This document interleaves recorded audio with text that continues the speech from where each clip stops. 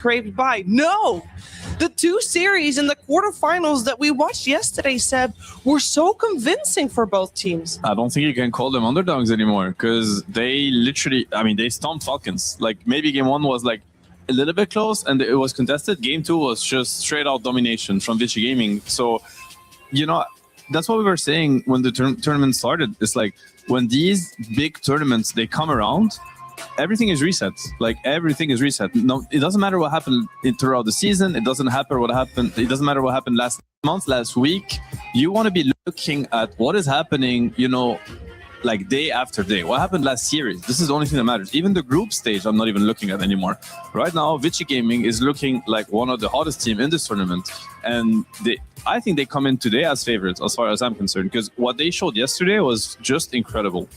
Yeah, they have the confidence factor. I think, when they picked that last pick Slark yesterday, that's am I a crazy person or am I a genius? Like, that you're teetering that line very carefully. And the fact that they answered in the interview afterwards that it was actually Zen Q who's saying, I have Coddle to give you mana. This is like a team thing, believing as like this pick can work. XM's the type of mid player that likes to really ruin the game for the guy that he's playing against. We usually see him playing like the Vipers and the Snipers, but seeing him do it on a hero that hasn't been picked all tournament in such a high stakes game, that's amazing to see. Yeah, we saw them eliminate tournament favorites, Falcons, and we had another favorite team getting eliminated in the series after that. BB team eliminated Nigma Galaxy that was so hot in the group stages, and they made it look easy. Yeah, reality check for Nigma. I think maybe it's fair to say that I don't think they showed the best version of themselves yesterday. Maybe the break did hurt them. Also, maybe the lack of recent experience anyway in these, like, in the biggest stages and the biggest tournaments, where you also have to manage your time properly, your efforts properly, because it's a big deal, playing a very intense group stage sequence and then having to rest for 4 or 5 days, just getting to watch. Yesterday, Vichy Gaming, they said our hands are red hot, where their hands are cold, so they don't stand a chance. There's a lot of truth to it. And I think yesterday, BB, they came more prepared. They just played harder, basically. I think Nigma got a little bit off guard, and you don't have that, that luxury here. Like, everything is single elim. So if you're starting a little bit slow, all of a sudden you lose first map, you get pressured heavily because your tournament life is on the line, and next thing you know, you're going home.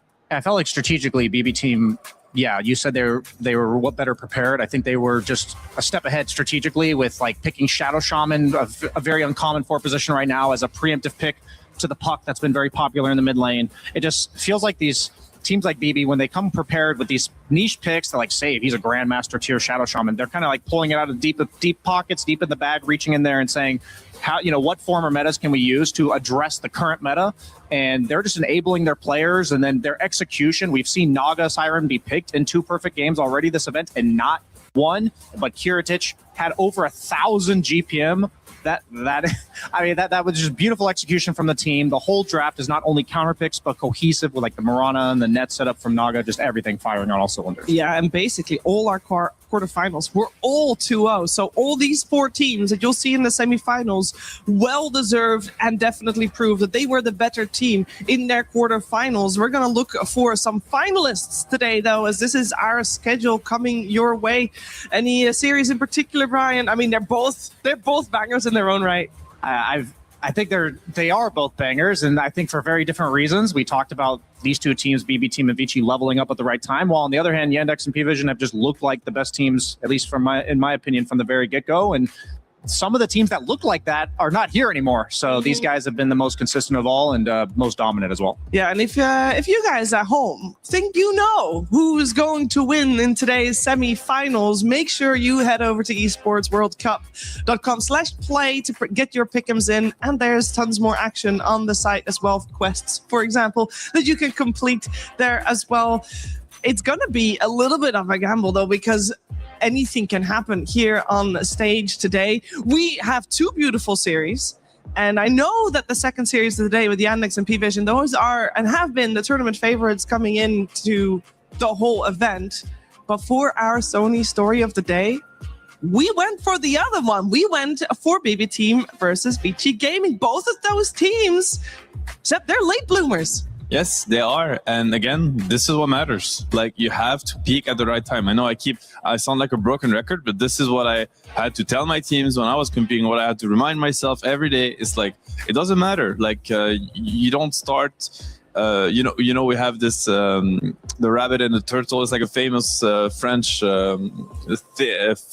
fable or whatever, where it's like, it doesn't, at the end of the day, the turtle finishes the race, and this is what matters. Because if you start too quick and you're too speedy, you burn out, you get exhausted, you get tired, and what matters is, did you cross the finish line? And at this point, yeah, maybe, you know, Yandex, P-Vision, there must be some sort of fatigue perhaps, because they have been on top of the game for the entire season. And again, when you dominate the Dota scene, everybody's looking at you. You have to reinvent yourself constantly. You have to figure things out, get one step ahead, you know, and it takes a lot of effort. And on BBT and Vici Gaming, a little bit more under the radar, less pressure, especially for Vici Gaming. So, and I'm just, you know, David versus Goliath. I'm always on the weaker side of things. I think the other side of the bracket. Everybody loves the underdog. Exactly, and there's some beef also between both sides of the brackets, because like every time we get an interview from, you know, the bottom side of it, they're like, yeah, I mean, whoever wins this year will just win the whole tournament. It's like the other teams aren't even here. So at some point, just show them who's the boss here.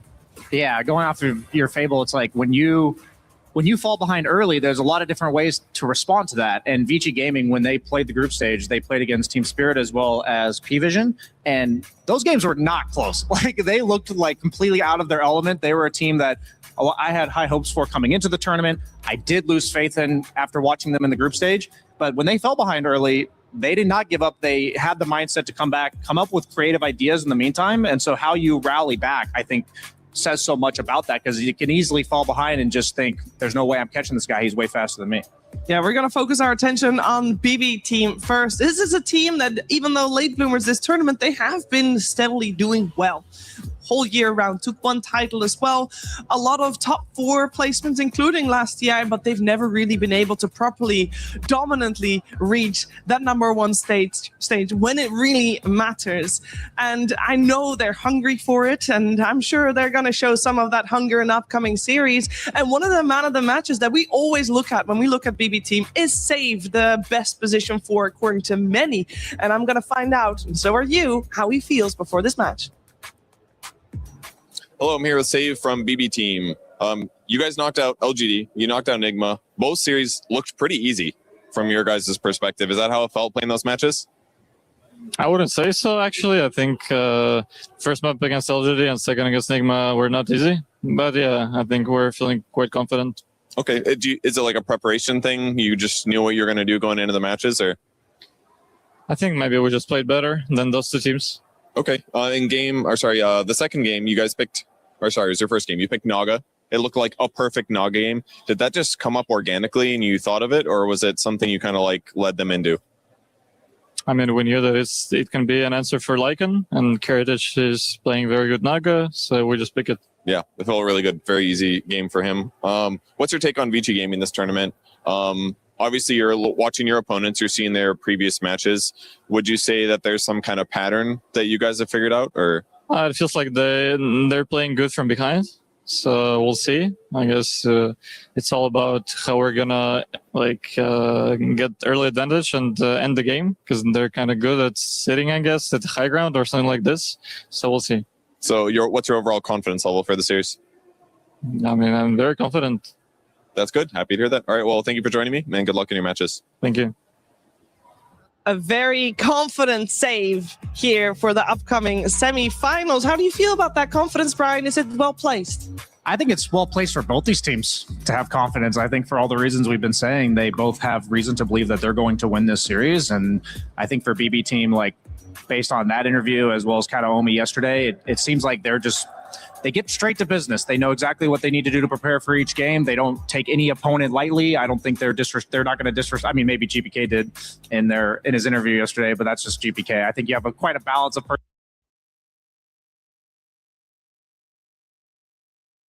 personalities within this team, and I think they have that nice leveling out of, okay, let's keep our cool. And I think that having these calm forces that they've added over the years with Miero and Karatic have really made them the team that no longer crumbles in like the 3rd to 4th place area of the tournament. And I think when you hear these interviews and you hear also players being sometimes a little bit, I mean, it wasn't the case for Save here at all, but being a little bit like, they provoke, or just keep in mind that they know that the other team is watching and they're listening, because they're sitting backstage in the in the preparation room just waiting to be called on the stage and whatnot, and they're listening to the broadcast. They're listening to us, actually, especially before the game starts, because they have nothing else to do. We say such smart things. That's why they're listening. Seb. They pay much more attention to what the other team's players are saying. So if you can get in their heads a little bit, if you can tell them that you feel like you're pretty confident and it's going to be a pretty smooth thing, it kind of depends. What do you want them to hear? What do you want them to know before you have to play them? I think for both teams, it is well said, Brian, that you're saying they do not underestimate their opponents. They are very much, not necessarily like too selfish, but they are very much both teams that focus mainly on themselves and how they come into a series rather than what they think the other team will do. Yeah, absolutely. I mean, I think what Save said, BB team's always been a team that relies on, or not relies, but reliably gets off to an early lead out of the laning stage, and he even gave respect to VG Gaming and their ability to stall out a game, come back, and in other words, basically he knows the story that he thinks he's going to see. He has set expectations for himself that it's not going to be easy even if they have that favorable start, and I think at the end of the day, setting accurate expectations is a skill, and I think these top tier players are very good at it. Yeah, they are very good at that. We're focusing our attention on the challengers here with VG Gaming, making it top 4 already. This is a squad that many would love to see go all the way. It has been quite a while since we've seen a Chinese team on the podium. Can VG Gaming do it and break the trend that has been happening? A lot of people are hopeful for that. Let's find out how they are doing going into this best of 3 elimination series as we hear from Shiro. Hello, I'm here with Shiro of VG Gaming. Shiro, I would say that you guys are the fan favorites of the tournament now that you've had 2 upsets. I was wondering how it felt yesterday to win your series. Shiro, 欢迎参加我们这次的赛前采访。你们现在战队呢，算是观众和粉丝最喜爱的一支战队了。那昨天你们在打法老的对战当中获胜之后，你们感受如何呢？大家都非常开心嘛，然后很期待今天的比赛。I mean, everyone was super happy about it, and we are all looking forward to our match today. That's awesome. You did play a Spectre yesterday in game 1. You bought Aghanim Scepter. I was surprised about the item because I haven't seen other people buy it. So I was curious why you bought it. What did you like about it? 那在昨天比赛当中，你当时选出了一个幽鬼，而且你出了 A 藏这个装备，我们至少在职业比赛当中很少见到了。能跟我们大概说一下当时这个出装思路吗？这个出装思路可能因为比赛上那个幽鬼比较少吧，但其实在欧服的路人当中，这是个很常见的那个出装。Well, this might be like a item that we rarely see in pro games, but I've been playing a lot of EU pubs, and this item is actually pretty commonly bought among Spectres and the fact that we don't really get to see much Spectre in pro games these days, but it is it's not such an uncommon buy. What do you like about the item? What is it good for? 那具体你喜欢 A 藏哪一点呢？就是当时为什么会选择 A 藏？首先它可以减少那个大招的 CD 嘛，然后它还有一个2秒钟的控制，那个控制配合大晕锤会产生非常强的效果。Well, first of all, it does reduce the cooldown on Haunt, and the fact that it provides like a 2-second long CC, which would combo into a Abyssal Blade for a very, very strong control, for a very, very strong disable. So yeah, it is a good item. Gotcha, that makes sense. What do you think is going to happen against BB team? Are you confident? 那你觉得后面对战 BB 战队有多少信心呢？我觉得今天会赢下他们。I'll say we can beat them. Okay, good to hear that. Well, thank you for coming and good luck in your upcoming match. We can beat them. I'm sure both teams are having that in their heads right now. For this series, it's actually pretty cool that I think for both of these teams, Seb, the main focus will be on the offlane for both teams. Is that correct to say? Yeah, I think so. I mean, everything is going to matter a lot, but to me, I think it's been also like one of the, I guess, silver lining of this whole tournament and the meta right now. I feel like if your offlane is overperforming, and actually it doesn't even mean winning their lane, it means like not feeding, I guess. Then you have an edge already, because like it's I think the toughest lane to navigate right now. And we've seen a lot of games just maybe not being lost, but have a really rough start just because of what's happening on your off lane and how dominant their safe lane is starting the game. And now obviously with the gate plays, like we see these safe lanes, like they have a smooth sailing, then they start gating, they start messing with the other safe lanes. So it's like it's a damage control situation, and I think Vici has shown that they're able to do it pretty well. So is BB. So I mean, I don't know if it will actually hurt on one team or the other, but they definitely need to have that angle like covered. Yeah, so many of the offlaners right now, they like to end up cutting creep waves or not interact with the carry past like level 3 to 5 if they're getting off to a good start. And that can be the difference between being like 6th in the net worth. And we've even seen like Bach on his Darkseer yesterday. He was #1 net worth for a large portion of the mid game. And he's the one getting massive blink vacuums on the Darkseer and turning team fights for his team. So you mentioned like the performance in the laning stage. I think it might be the most polarizing that I've in recent memory for me from the offlane, because we are talking the difference between being #1 net worth and kind of having minimal impact. So I'm definitely looking at Miro and Bach for this series, but also I feel like that balance between the carries and the offlane has been shifting back and forth, because we're now seeing a lot of the Drows and the SFs taken out early. And I think the problem is more opposed to the carries of, okay, how do we actually make sure the offlane does not get that game? Because that was easier to do tournament. Yeah, one of the games we saw from Vici Gaming yesterday, and they also commented on it, that they took a page out of Yannick's book. They have looked very strong, and we saw them draft incredibly strong lanes already. I mean, this was the one where they also had the Slark, so that was like the X factor there at the end.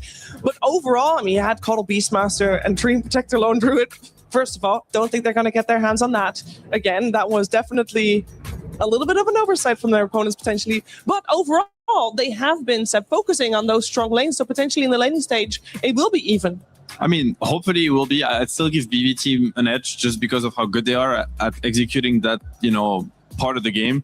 To me, the biggest difference would still remain in Vici Gaming's ability to strategize, because I think yesterday one of the big reasons for why they dominated Falcons the way they did is because they came up with like very solid drafts and synergetic drafts, like strategies essentially. And I don't think Falcon answered it properly, and I don't know if BB team is used to answer that either, so we'll have to see. We will have to see, and we are going to see very soon, because the semi-finals are upon us. We have Vici Gaming and BB waiting to take the stage, so to get this match started, we're heading over to the stage.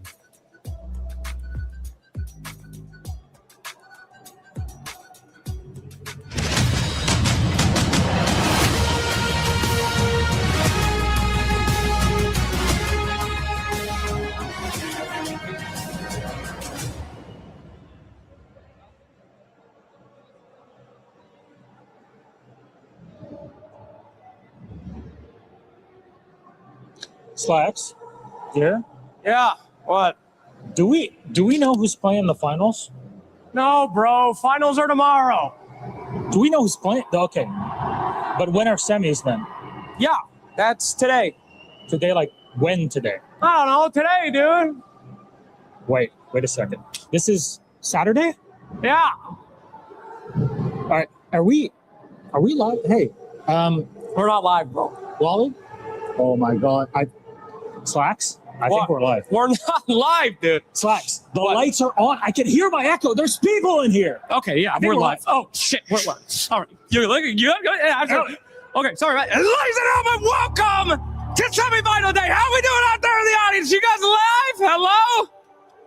Hey, there we are. There we are. Better wake up just like we did. Okay. Whew. All right. I was sleeping through. Ladies and gentlemen, welcome to our day here at EWC. We have got some good Dota today. Before we get into today, though, let's talk a little bit about yesterday, big dog. Yeah, I'm sorry to say this, Enigma Galaxy fans, but the dream is dead. Rest in peace. That just goes on. But you know what? That just means we continue with our games. We're in semifinals today. Quarters are done. You got to be happy with your performance so far. There's been a lot of dreams that have been crushed here alongside with the Keys, and you've been very happy with that, Slacks. Absolutely. I love watching dreams crushed from the greatest teams out there like Falcons to Enigma, who we all wanted to... Boom! Shout out to Carrie Invoker, my friends, as we go in to our day here today. This is going to be pretty exciting. Many dreamers still here in the stage. Not many will be left after this, if you're asking me, because tomorrow there will only be 2 teams left for that grand final in our trophy, which we'll be talking about to no end as we get closer to it. However, let's introduce our first 2 teams in our semifinals. First up, it's BB Team! BB already last year at the Esports World Cup 2025, they hit the quarterfinals. Yes, they were doing great, but the dream ended just there. This time around, it's straight on to the semis. Even though they had to fight through survival, they're doing better than ever. They got dreams up the wazoo, but they're here to crush whoever faces them in these games. You've seen them focused. You've seen them ready to go. And so far, they have crushed LGD. They've crushed Nigma Galaxy. And today, they have one more quote-unquote underdog that they're ready to put 6 feet under. No, it's not going to happen, my friends. We have seen many underdogs in this tournament go down with a whimper. But this team is different. I don't even recognize this team. This team looks nothing like they have before, and now they're coming to prove that Chinese Dota is alive again. Let's bring out Vici Gaming!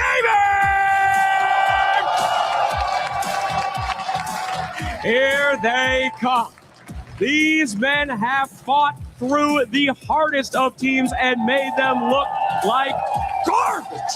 Today, we will see if they are ready to put the next giant juggernaut into the trash, or if they'll be escorting themselves out to the airport. I think it could go either way. I am expecting at least an incredible series. No 2-0 in this one. Absolutely. I really want it to go to a game 3 in this because there's just a lot of hope. BB Team on the rise, back at it again in the season 2026. You got Chinese Dota on the other side that yesterday we've been hyping up. They hyped it up. They're the defenders of all this here, and I cannot wait to see it. So please, Vici Gaming, please, BB Team, you may place your keys and get set and ready for your game. And I'm very much ready for this one because I'm sure there will be a lot of disrespect. None at all. They'll shake hands. They'll be happy with it. No, there's no disrespect here. Look at the teamwork, just putting the key down. Here we go. Nice handshake. All right. Well, ladies and gentlemen, we are ready to get the carnage started with this fantastic game. Underdogs versus the guys who put them down. Let's see how it goes and throw back to our panel. I think BB Team is a very strong early game team. Execute their drafts very good. I think we need to play map and play team fights to win them. What is happening? What? No one sees them? There's going to be a chrono onto 3. XM's going to follow up. Takedown 2 right away. Boom. Nowhere to go. You cannot hide. Chrysalis is gone. XM's just going to focus on Amar instead with that BK. And the overgrowth on the 3 heroes with the Illuminate. They're going to kill the gyrocopter right in their own base. Our route was easy in a way. I was actually surprised that Vici Gaming won against 1W, and then they won against Falcons. They're getting better and better with each series, so it's going to be a fun game for sure. I think we're kind of confident, yes, coming into this series against Vici Gaming. Wait, he gets off a couple of spells. He commits and went for the kill. Night Stalker for Night Stalker. Heals up. All day dead. With the grip to control. Ruben tried to do what he could, but Karatik's fighting through it all. I mean, we're just going to treat Vici Gaming as any other team. I don't think there's going to be any special preparation. We haven't been, get championship for a very long time. Of course, we want to do that as a Chinese team. These 2 teams only faced each other once this entire season. Was just a couple of months ago. It went the distance. It went to that game 3, and at the end of it all, it was BB Team that was victorious on that one, but it was close. Final word has not been said yet about either of these teams. I can't wait to see what they bring to the table in the draft that is coming your way very soon. Here with BSJ and Seb, we're going to try to give a little bit of insight on what we think might be coming. And I think I want to start with the mid lane, and I think I might want to start with Alina. Anybody want to have some insight on that? I mean, both teams are hoping to get it, I would say. I think I'd be really surprised if it gets through the pool. And if it does, you better be sure that there is like an answer absolutely ready, and we'll see maybe like the harder stakes on how to beat Lina. But essentially, if Lina gets through, it's going to be picked on 100%. We have Shiro and obviously XM, 2 Lina specialists, and on the other side there's GPK. I'm sure Kiritich can, take a page out of Watson's book, and he's also comfortable on it. So yeah, no doubt this hero will be top priority.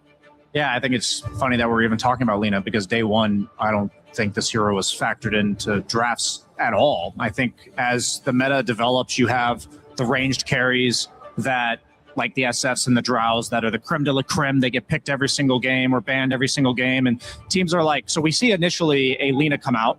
I believe it was Yandex that ran it first, and we thought it was going to be mid, and then they flexed it to carry for Watson. And then Shiro does the same thing in his first playoff game or first playoff series. And then people are like, wait, it's working as a carry. Why don't we just also pick it as a mid? And then here we are talking about it being a first round ban. I think the teams that are able to see those heroes played by one other team recognize the strength that it offered in the game and then apply it themselves.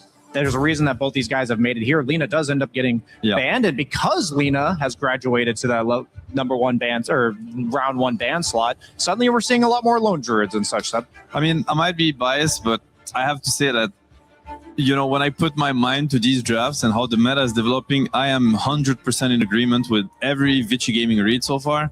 And I think this opener, to me, looks really good for them. Personally, I think they won with Laundry yesterday, but I don't think Laundry did anything. I mean, in a sense, I'm sure he would have carried the game, but the game was pretty much done by the time he came online. Slark was dominating. Beast Cuddle, they came. Amar talked about the game yesterday, and he said, I don't think this Laundry or this Slark even did anything. We had a Beast Cuddle problem.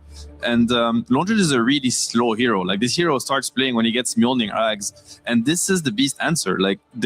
Their take is basically, by the time you have these items, there's going to be a level 2 Dom Beast that would have taken all towers, taken Roche, taken Tormentor, and you're going to be playing from 10k lead behind with a first pick hero that will also be countered by our carry. So I very much love this approach. I personally think that this launcher hero is absolutely overrated and that it should not. I'm going to take the gamble here that it's just going to go away from being first faced in the next games and maybe even in the finals. So we'll have to see how they make it work and how they execute it. I think the Cuddle got banned, so they're not going to get their hands on Beast Cuddle. Obviously, the laning phase will be extremely tough for the Beastmaster, so let's see how Vici Gaming is able to maybe damage control this a little bit. Yeah, I think Beastmaster is a very interesting hero conceptually, because I agree with everything you said, by the way, and the hero's win rate is 42% for the event. And I think that's because the hero is so polarizing in terms of, does it get shut down in lane and just have virtually no impact? Or does it literally consume the entire map, taking every single objective, as you mentioned? And the teams that have utilized it to the best, I think there's a reason why it's such a scary pick, despite its win rate not representing that. And I don't think every hero's win rate is indicative of its strength in the meta itself. And we've been seeing Helmdom on every offlaner pretty much, maybe other than Axe. We've been seeing it on Darkseer, we've been seeing it on Centaur. So it only makes sense that the Lycans, the Beastmasters, will come into play later on in this meta. It's easy to say that in hindsight 2020, but Wyvern, a common I'd say counterpick to both of these heroes, the Lone Druid for the percentage HP on the bear, but also the Beastmaster because you can actually kill him with his own summons. It's I like the Wyvern pick. I think we've seen it work pretty well against Lone Druid, even though it's not as good as what it used to be. And it's very good in the early game. Stops being, it's a little bit worse once Lone Druid plays with Ags, obviously, because there's no such thing as killing the main. But still, you're gonna love the Cold Embrace in a game like that. I also want to mention the Vici Gaming bans. I think they're very much on point. Centaur is finally getting the respect the hero deserves, in my opinion. I'm surprised we haven't seen it first phase banned by teams. Everyone is dominating. All the most successful teams are just crushing games with it. You think of DM, you think of Miero. They just pick this hero early, and it's always doing its job. It has incredible early game, great late game. Lina's out, as we mentioned. Kez, Kiritich, he even said in an interview, it's my absolute signature hero. So whenever I play it, I feel like I'm just going to win the game. So very well-targeted bans from both teams, in my opinion. So they're kind of forcing each other's into the second plan, if that makes sense. Yeah, absolutely. I think I disagree with everything you said. The read from Vici has consistently impressed me during these playoff stages. They made such a significant adjustment going from the group stage. I just can't overstate that enough. I'll happily be a broken record on that one. For me, Wyvern is I feel like she's kind of in the category of Witch Doctor, where she's meant to give you a little bit of sustain in lane. She's meant to provide you with some sort of damage output that helps you take down these really high HP heroes. And then on the other side of things, she's a little bit less aggressive, more on the counter initiation side of those things. But then people have been diving deep into the ranged carry hero pool. Klinx is a hero we've seen a few times throughout the course of this tournament. And what I like about this specific pick here is he's one of the few ranged heroes in the entire pool that have like a attack speed steroid that would help him kill the tombstone. With Undying, you usually want to play like a non-heads-up game, right? You don't want to just fight into them like straight on. You want to split them up.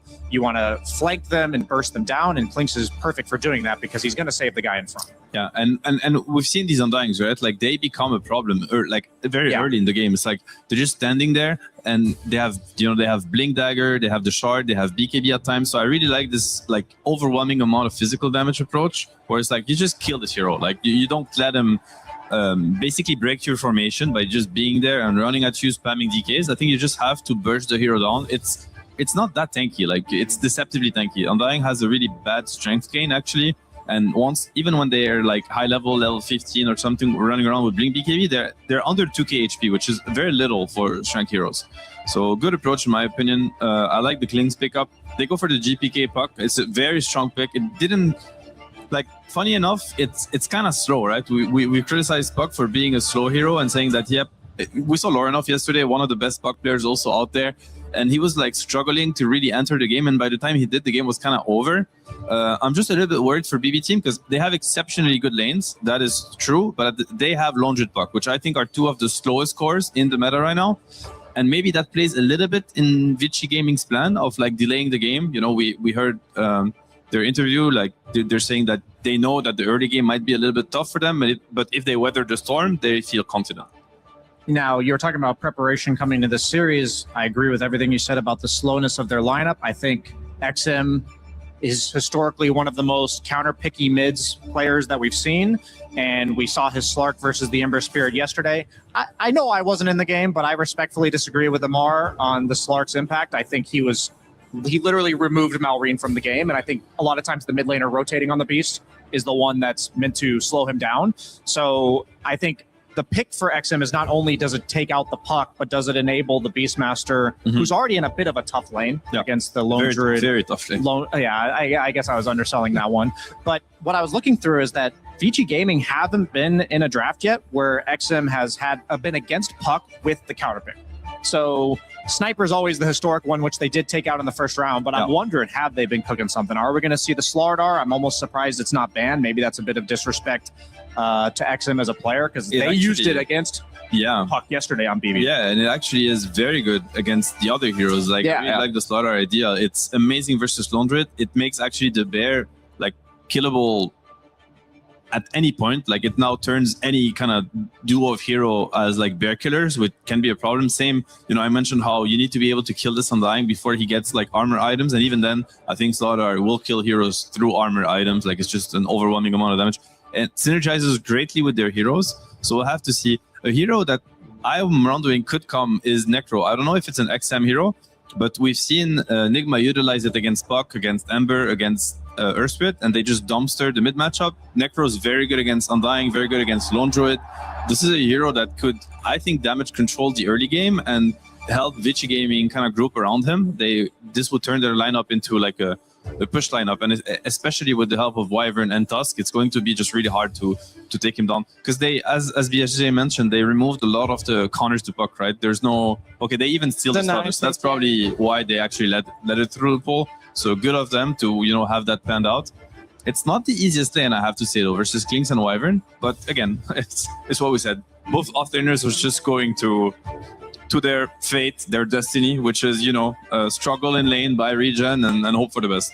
I'm leaning even more so towards the Necro. They've only played it once on Vici this tournament. It was for Shiro, so they, XM, he has proven, though, that he can just whip something out of his pocket that he hasn't played in some time and absolutely demolish with it. Slardar is not only a good block pick because it would have been good for Vici, but it's also insanely good against Klinx later on in the game with the, a lot of times, even if you have Dust, Klinx is just so fast at getting away. Slardar can blink, stun you with the Crush in the Shard, which automatically reveals you and will represent the burst. This game is going to be so much about who has the vision, who initiates on who, because both teams have so much burst and so much I'd say only need 1 or 2 items on every core before they're almost fully activated. So when I look at this pick for XM, yeah, I'm really liking Necro. I don't know what else there is that functions well in the game for starter and puck. As you said, like shutting down this puck on the lane, it fits XM style, and I think it makes a lot of sense this game in particular. Because honestly, like Slaughter's gonna have a slow start to the game, and Londred is just slow by nature. Like he wants to farm for at least 20 minutes.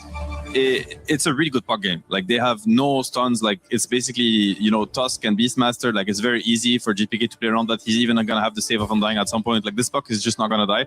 So if, okay, the Necro comes up, I think it's a very good answer, honestly. Like if he executes the lane properly, as we've seen Larnov do, then the puck is gonna be shut down, and like BB might end up having 3 cores that, you know, need some time to farm. And again, we've seen what these Beastmasters do. It's like Puck is not going to be able to invade the Beast Triangle if he's shut down. And as soon as Beast hits his timing, which he'll be stacking with boards. He will sack the lane completely. They're going to pull some waves. And as soon as he gets the Helm of Doom 2, they're going to run around together and take over the game. And hopefully try to punish BB at their own game, which is like, you know, playing fast and assertive dominance in the early game. I think both these teams have a fantastic read on the meta. I agree conceptually with virtually every pick in these drafts. And quite frankly, I don't know who's going to come out on top because both teams made slight tweaks and adjustments to their strategy while also kind of maintaining their identity of the heroes that have worked for them, like the Beastmaster, as well as the Slardar on the side of BB team. So I'm just excited because this is the point where both teams have a clear idea, clear-cut plan. I like both of them, and we're just going to have to see who triumphs. Is Necrophos a hero that can set a little bit of a tempo from the mid lane, or is that not needed? He's more of a tempo setter in the sense that he's like a vacuum of attention, where he puts a lot of pressure on the enemy mid and requires the supports to come there. Exactly. Like he's just gonna like basically apply pressure and absorb pressure, like because they're gonna have to answer him being on GPK's hill, pushing the wave constantly, you know, fighting for the runes. Buck's gonna be starving. In that sense, he's not going to be making plays, but he's going to force BB team to look at him, which essentially is the same result. How free are Zinq and Save in making those moves towards the mid lane to help out their mid laner if needed? I would say they're both pretty busy with their off laner. I agree. Yeah. You know, like trying to help their off laner just stay mentally stable because they're both going to have a really rough time on their lanes. I do think it's important to note that earlier in the tournament, Shiro was playing a lane that was favored, and he had one mistake early where he died, and it ended up going heavily in favor of the other team and actually lost them the game. So that's just something I have to believe on his mind a little bit. And if something like that were to happen on either side, it could absolutely blow the game wide open. Oh yeah, this is something, yeah, exactly. Like, I think this is something that both teams can't afford. Like, you need the winning lanes to be winning, because at this point, the whole draft, as we said, it makes a lot of sense. It's very well thought through, but it's also based on theory, which is what is supposed to happen. And if the theory is just like thrown out of the window because of individual mistakes or mixed executions on lane, this is when it gets really tricky. So for us as viewers, we want the laning stage to be even, because then the mid game can get crazy. Is that fair? I think what we want to look out for is which lane is indicating a snowball. Yeah. One way or because there's going to be a lot of them, not just the Tusk lane, but all the other lanes are also going to snowball. And whatever lane does snowball, let's pay attention to how does the support then rotate? How does the mid then rotate? Like that lane's going to bleed into the others very quickly. A lot of weight on Zinq's shoulder, I think, in his early game decisions and rotations. We are looking at a very fun first game to open up this series. Made extra fun. It's Sunsfed and Kezu. Thank you. Vici Gaming versus BB Team best of 3 semifinals. Winner, this goes to the grand finals. Loser is not actually eliminated for once. True. They go into the third place matchup tomorrow. Your thoughts on this general matchup between these two teams? I think BB Team overall have been more consistent, but Vici have really been rising up in the last few series. Yeah, I would say perhaps for a lot of people, it's a bit unexpected to see Vici here. I think like the growth that they've shown and how they got here has been kind of insane. You know, knocking out 1W, knocking out Falcons as well in the prior round. I don't really know if I have a favorite, but when it comes to like a Chinese team's performance, this is the most impressed I've been since the TI finals of last year. All right, well, they're peaking at the right time, that's for sure. As we're going to see a crush from Miero onto Y. Gets off the snowball, but he's just going to connect with Miero, and he's just outnumbered. So this should be first blood going the way of BB Team, and they'll go to save on the Hoodwink. So good start for them. Yeah, and when you get to this stage of a tournament, giving first blood or any gold injection can make a huge difference on any of these players. I'm a little interested or like surprised perhaps that they're putting the Winter Wyvern into the offlane. Of course, you know, Arctic Burn is very, very good against the Undying and against the Lone Druid in the top lane. But it also means you don't have like a Cold Embrace in the safe lane against the Starter and the Hoodwick combo. So we'll have to see how the lanes go. How's this matchup? XM playing the Necrophos against GPK on his Puck, one of his best heroes. Yep. Maybe his second best after Storm, I would say. I would maybe even put like his Puck as #1. I think this is like his absolute signature. This is a Necro favorite matchup, and it can go from bad to worse really quick.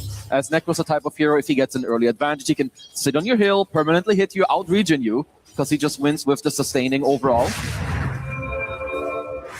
And looking at the rest of BB Team's lineup, Lone Druid, which has been a hit or a miss in basically every game until yesterday. Yeah. Actually, it's been mostly a miss until yesterday, where we saw the Bear kind of appear in the mid-game, while the rest of the cores actually carried him. Yeah, they were kind of winning without him, like in a way. But is that the requirement for this hero right now? I don't think your team needs to win. If they can stabilize and damage control, I think you're happy. If your team is winning, they're like giga overperforming. Yeah. We'll see how he ends up shaping the Lone Druid this game, as we see the Undying on Kataomi. We talked about the Hoodwink already, and then the offlane Miero on Slardar, which in combination with Lone Druid in the mid to late game, going to be pretty fearsome combo overall. No, it's very, very good. And they talked about it on the panel too, right? Puck, overall, while it is one of GPK's best heroes, the hero hasn't looked phenomenal. You know, it's one of the few tournaments where the win rate isn't that good. You're starting to run into damage problems, but they have a lot of damage amplification, right? You have the Boomerang later, you have the Flesh Golem damage amp, and also the Corrosive Haze. And you can see that, at least for now, GPK is doing a very good job at this early game.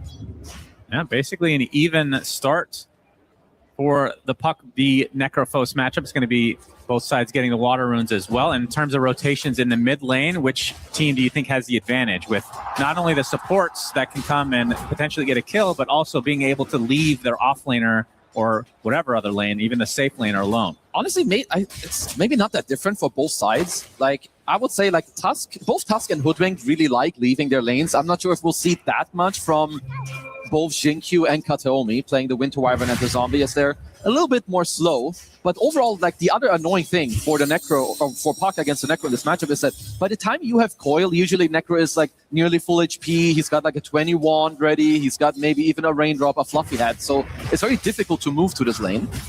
And we see a little bit of action here from Barbecue Brisket team, as you can see Bach getting pushed out just a bit, playing the Beastmaster, which has been an extremely consistent offlaner. It feels like any offlaner that buys Helm of the Dom becomes just that. Yeah, and he owned yesterday. Like, his Beast performance was crazy, and he was very, very pressured in that game as well. And honestly, while this early laning stage is not that easy for the Beast, I think Beast scales quite well throughout this lane. Like, once you get level 2 boards, maybe level 3, you deal a lot of damage to the Bear. Also, Undying he likes playing against Beast early on, but not later. All the summons are very annoying. It's very hard to run into this hero. How good would you say Wyvern is against the Bear later in the game, especially if you're linked up? Very good. I think Wyvern has to be like one of the worst support matchups. You're one of the supports. You have Cold Embrace, first of all. Obviously, that's a simplification of any damage you have on Lone Druid. And the Curse as well is incredibly good, as is Arctic Burn. Like, the Bear hates when there's random stuff that's slowing you, that's stunning you, that's making it difficult for you to walk in.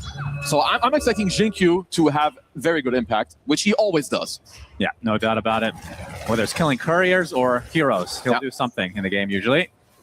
One of the more, it's weird to call him underrated, but he keeps finding himself on new teams. I guess that's just the Chinese scene in general. They're just swapping. No, but this guy is very good. Like, whatever team he joins, they place incredibly well, right? Like, Vici were fine, but then they get XM, they get Jinkyu, and I feel like they're finally starting to really flourish with like what they're showing us with the performance. Yeah, for sure, which begs the question, why are they free agents to begin with? Yep. Shout out to XG. Maybe he doesn't wash his face enough, I suppose. That's definitely a possibility. Hasn't learned his lesson from the great Zhao 8. And there's Kiritich right now sitting on the pretty good CS, 28-4 versus the 22-3 of Shiro's Clinks, which we have yet to mention in this game. How good of a Clinks game is it? It's a good Clinks game. I wouldn't, like, it's not free by any means, as they should potentially get a kill on the Billy the Boar. No, it's gonna get denied. Very nicely done by Jinkyu. Clinks game, it's good. You're laning with a Tusk, so you're quite happy. The problem is, like, Slardar is very annoying for you. Like, later on in the game, of course, the Corrosive Haze is not something you love playing into. But other than that, you have quite good Roche capability. You have nice team fighting with the Beast. But I have to point out, GPK is overperforming in this mid lane. This is not the expected outcome. You have to definitely overperform. Yep, and Bach gets taken out, locked in there as the rotation from BB team comes to fruition. A good kill again for them. 2-0 start, 1K lead. Yep. And this has to be the move. Like when you play against teams, the 5-minute move with a pulse forward can TP into the safe lane, you get a potential kill, it's nighttime. You link up together and you can go to the rune now at the 6-minute mark. And I am surprised that they can actually play through this mid lane very nicely, I would say, with GPK. Full HP, full resources, Raindrop, Fairy Fire, Coil to boot. It's going to be a fight for this rune if it ends up spawning bottom. It's going to see Miero get a crush on the bot side, connecting with Y. And he will back away as the rune is still top, I do believe. And it'll be a haste for GPK. So first power rune going the way of Backstreet Boys team. Let's see if the Boom Squad can make use of this haste rune, because while Necro is very good and he can be static, right, in the mid lane, he's not that good at like responding to side lanes. He's very slow early on until you have travels, and you don't really want to move like so much around on the map. And with a haste rune on Mr. GPK, of course, you can look for some openings. Still many members up here for BB team. And they might bring GPK over to this Wisdom Shrine, right? Minute 7, you've got the haste rune as well. As Miero gets gone on, going to get off the crush onto Y as a TP. Nice shards blocking him in, but reinforcements have arrived as Jinkyu getting gone on now by GPK, and Miero is going to ensure the kill. Although has to be a bit careful, gets off the crush, and the inevitable kill onto Jinkyu comes to fruition. Katomi, we've seen this not too long ago. The Undying is very good in these engagements. Puts down that tombstone as the Reaper Sight will bring the Undying to his grave. The axe is coming out. It's XM getting extremely low. Another death pulse, but the snowball is going to save him for the time being into the lone druid. Kira takes extremely low. Will get the kill, gets the fear away. Trying to go for the Wisdom Shrine, but he gets axed in the end. And after all of that, Bach retains. Yeah, they still have to kill these pesky zombies. No vision on the tombstone overall. Very, very clutch. Yeah, honestly, by nearly everyone involved. Without that snowball, XM definitely dies way earlier to Kiritich in that rotation. But GPK, top of the net worth, adds his Kiritich on the Lone Druid. You know, the Lone Druid is maybe a bit more expected. But the fact that B-Square team here have a top net worth puck at this stage against a Necro, that is not normal. You say the Lone Druid is expect. I feel like every game, including the one yesterday where they won, it's been bottom net worth the entire game until like maybe 40 minutes. Player issue.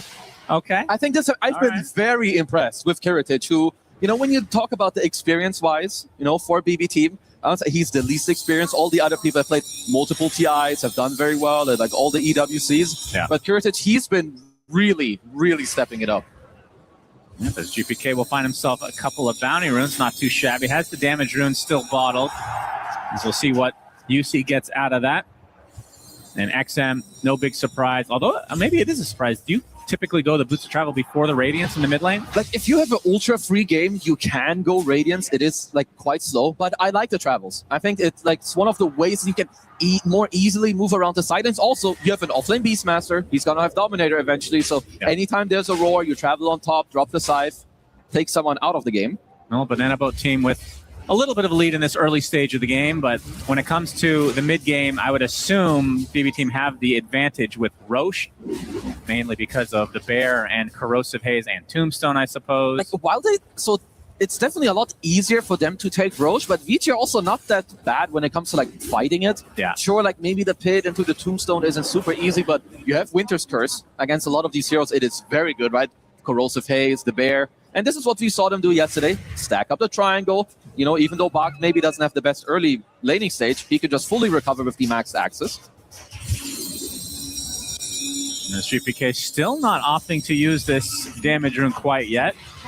It's going to end up popping on its own accord here pretty soon. It's very nice if you can hold these runes like as long as possible. Like a lot of the things in Dota, it's not just about using it, but more like the threat of it. Oh, he's got a haste rune, we can't make any moves. He's got the amplified damage rune because now he still has it for the 10-minute rune fight that's coming up. That's true. They're pressuring this tier 1 tower now. And XM can only look on. We'll see where this next rune pops. It ends up being like an arcane and damage rune combined, which it'll end up being the bot side, just a regen for Miero. Nice cover from him. Can hold this for GPK. And these, the chip damage on towers like this, it matters a lot. You have Lone Druid in the top lane, slowly pressuring. GPK got the mid tower to 30% now. There's a 10-minute siege creep. Suddenly, instead of being like, oh, we can't take the mid tower, you could actually bring some heroes and potentially commit to it. We'll see if BattleBots are able to do anything with this rune advantage at this early stage. But so far, kind of what we've been seeing across the board in these games is just the content to farm in this early stage. Not a ton of action. As you say that, they are going for a smoke. Okay. Into the triangle. So looking at, Bach, potentially finding him. At the same time, of course, you see Kiritage pushing in the top tier 1 tower. There's the courier. They will not start attacking it. Let's see if they break.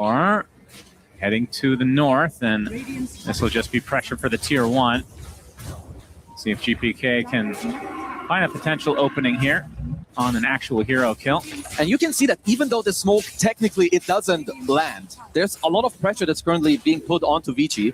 This top tier 1 is dying. They're looking for a play down here onto Miero. Ball onto Miero. Just a little bit of chip damage. Can't really threaten his life at the moment. And as Kataomi puts down the tombstone to ensure that this tier 1 tower will go the way of BB Team. Having a very, very good early game. I expected Vici to have a little bit of a lead here, as a Shiro taking quite a bit of early pressure. That's a long-ass blow on the Shiro. They still have that vision thanks to the corrosive haze, and he just gets demolished. Now, even the coil now expended for that double kill onto GPK. Very nice turnaround here as XM being pressured now.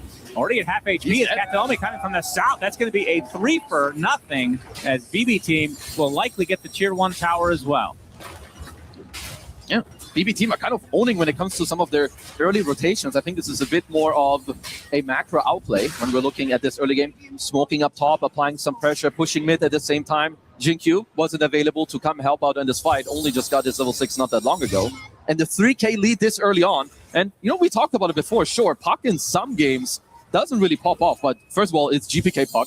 He won a matchup that he shouldn't, and he's got a lot of backup. Yeah, definitely being more aggressive now. As like you said, the lead is continuing to extend, and this is where it gets a bit scary, because if you're doing this against a lone druid who's not really participating too much at the moment, that's obviously going to change once he can separate himself from the bear with that Aghanim Scepter, which I assume will come after the Mjolnir. Yeah. Looks like that is in the quick buy. They did force a true form out of Kiritage by fake pumping the roar there early on box. So maybe there's a world where you have a window, to find a smoke potentially onto the big bad bear. But at the same time already, GPK, he's got different ideas. He's coming in. They want Bach. Illusory Orb's going to hit. They get the Waning Rift as well to the coil. Is there any follow-up, though? The Barrack finally comes out as they get the roar and the curse at the same time. Not the greatest layering. With that, Vici have to run away. Jin Q likely to be the sacrifice. Definitely not what the doctor ordered. Killed the extra as well. Died somewhere off the map in the mid lane. Wow. Blink reveal from Miero. Okay. And this is another, a great feature of when a team is in the zone. You can make multiple plays at the same time very clearly. They attack top with 2. In the meantime, Miero and Save, they're not looking there. They know the job top is done with just 2. So they keep going to the mid lane, and now 40-minute Wisdom Shrine, 15 seconds here for the Bibbidi Bobbidi team. Yeah, Banana Boat team are really doing a good job here in the early game. And it's going to be pretty tough for Vici to get their own Wisdom Shrine, like you said. Got all these creeps now pushed up, and Save just waiting it out, and looks like it'll be a freebie for him. It's funny, also how Dota works is that if some things don't go according to plan, you would expect BB Team to be the team that has to play slightly more defensive there behind, but they're kind of full just reverse Uno with this GPK early game performance where now it's Vici Gaming. They have to wait. They have to wait for the Helm of the Overlord. They have to wait for the Radiance on XM. Even Shiro on the Klings. He's no Deso yet. He's working on it. Might even go for the Shard first if he feels like he has to play more around the map. XM did change his mind, by the way. It will be the Radiance first. Yeah, because at this point, I like it. When you're down 4k gold, you're never going to use these Boots of Travel aggressively. Might as well go for the more scaly item. Try to speed up your game as much as you can. All right, from Vici's perspective, when is the time that they can actually start fighting? this is like one of the problems for them. They don't have any clear catch. Like the way Beastmaster likes to play is that he wants to own areas. He wants to take the enemy safe lane tier 1, play in their jungle, move into the mid lane. And honestly, it's a bit similar for Necro. He's not good at walking somewhere and just, you know, starting a fight. GPK is going to find XM and be a very juicy kill before he can get this Radiance. It's not that far away, but get the stun coming out from the Tusk, but the crush comes out in the last moment from the arrow as Illusory Orb attempted TP. He barely gets out. Big getaway there for XM.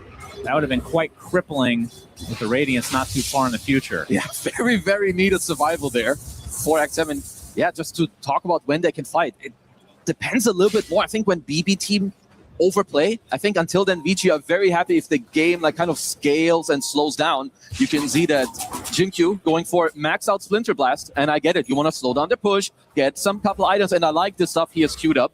You know, sometimes you can say, oh, Jinkyu, he's so greedy, but an Orchid in this game can be a huge difference maker, especially against the GPK puck. Yeah, you don't want to allow these idiot puck guys when they have top net worth to just be like, woohoo, I go Witchblade, I go Blink, I go Parasma, and just go full out aggression. I mean, he is buying a Yule's next, though. Yeah, already he gets it. GPK. As we see the replay here, XM just barely getting out.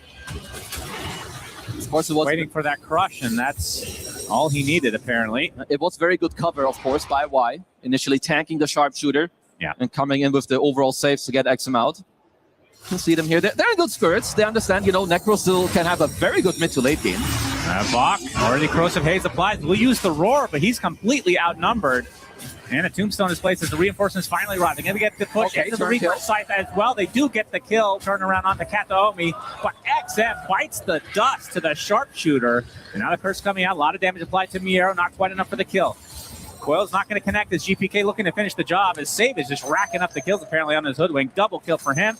Ends up being a 3-0. Very close, Vici turning that around, but in the end, they lose everybody that came. Save has 8 Vessel charges at minute, I mean, that was minute 16, and it's a Vessel against Winter Wyvern and Necro, which absolutely hurts. Later, he can also go for the shard, right? You buff up a little bit more, spell amplification into your entire draft.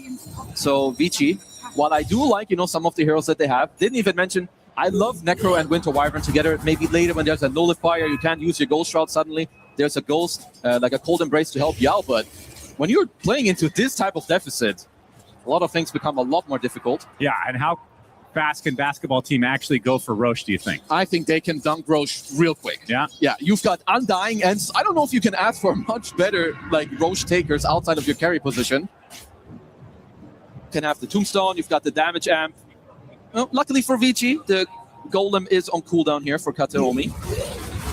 And Shiro will show himself, just a newly picked up Desolator, but like we can see on the other side, Roche will be cleanly taken by BB team. And I like this too, from GPK. You know, it's about some of the small things. You know that there's a very small chance Vici contests this Roche. Even if they do, you can just TP like GPK is doing, as they want to hand him the Aegis. But in the meantime, he was defending the top tier 1 tower.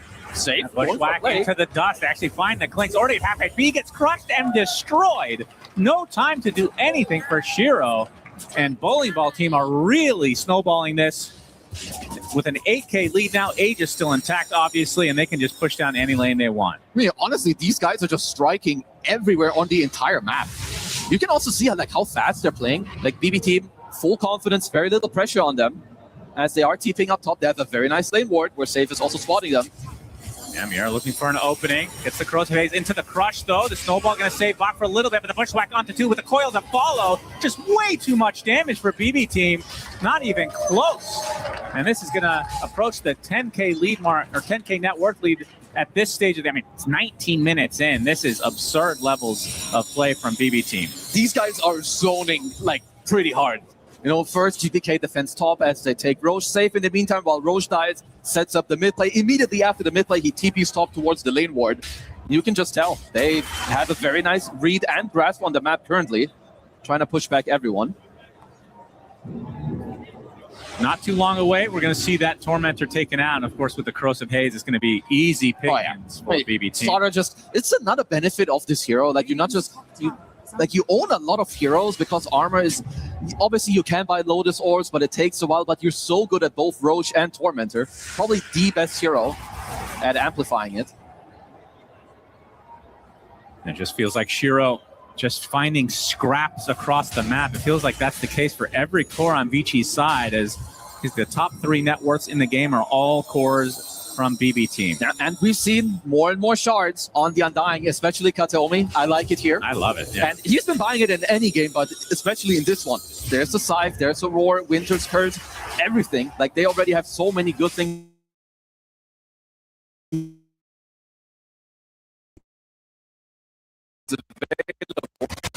with it, that means one of the cores could even get a shard for themselves. Or just a boomerang, which it will be. They will be quite happy about that. You have physical damage amp, you have magic damage amp, you have overall damage amp from the Undying. Did lose their top tier 1 tower, but it is like, this is not how you want to play Necro. Necro, he wants to vacuum the entire wave with Radiance travels. Yeah. He doesn't even have boots of travel, as he had to deviate his item build. Kiritich has got his bear now, his baseball team ready to push even more. And Aegis online for another 2.5. No rush for BB Team.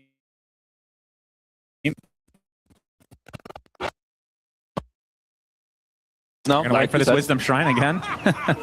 It's got the Ags available on the lone, so Kiritich can just take the bottom shrine. Back. They actually find a connection onto XM. Just creating a little bit of space so they can steal this bad. Oh my god! The burst damage is absurd. The coil still expended onto the Beastmaster. A nice curse. There's a lot of damage on the XM. The Roar comes up with the last solar into the tombstone. He grabs his ally, and this is just looking not remotely close. Double kill for GPK. Looking for Shiro on the backside. It's the only member of Vici able to get away at this point, and GPK picking up his shard in base. He just picked up a 21-minute shard at the enemy fountain. This game, like, without throwing any shade, it looks like they're kind of smurfing on Vici Gaming, and this is not an easy thing to replicate by any means. BB Team they're just owning everywhere. Like, look at this kill on XM. It's basically, it's save and coil. That's it. Sharpshooter into Crush. Boom. Or GPK actually getting that one. It's like, this was a good connection, though. The curse into the eventual Roar. Great layering, but you see the Soul Rip, the Tombstone, just too much. They need this Orchid on Jinkyu. It is one of the small ways you can potentially come back.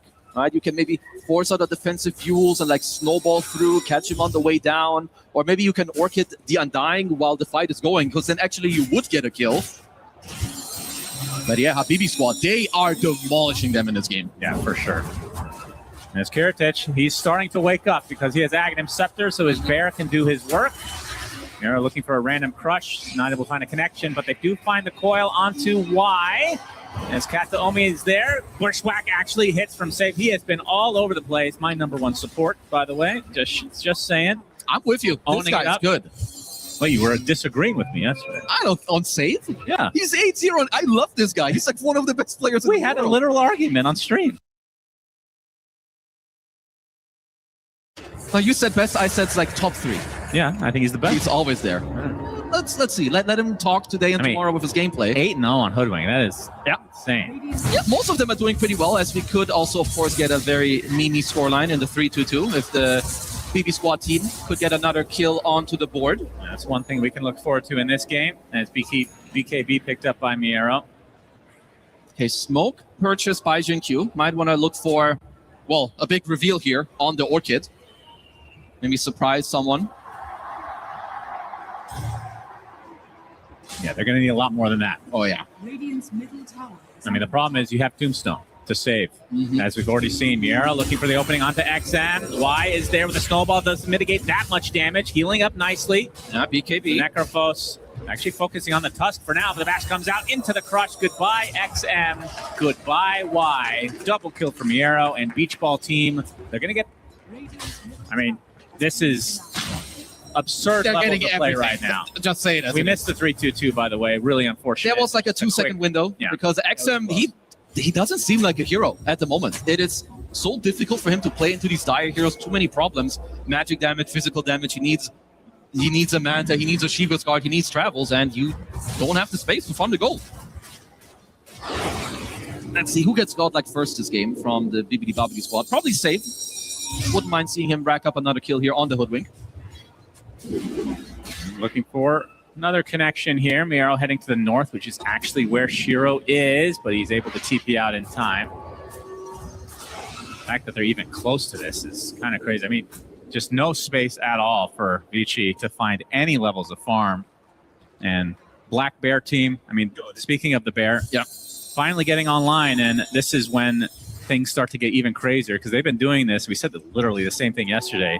They've been doing this mostly without this lone druid. Yeah, and honestly, their base push later, like if they want to force, they absolutely can. You have the Bear, you have Soul Rifts, you can drop a Tombstone, you have a Solar Crest on safe, who's currently queuing up a Vlad's as well.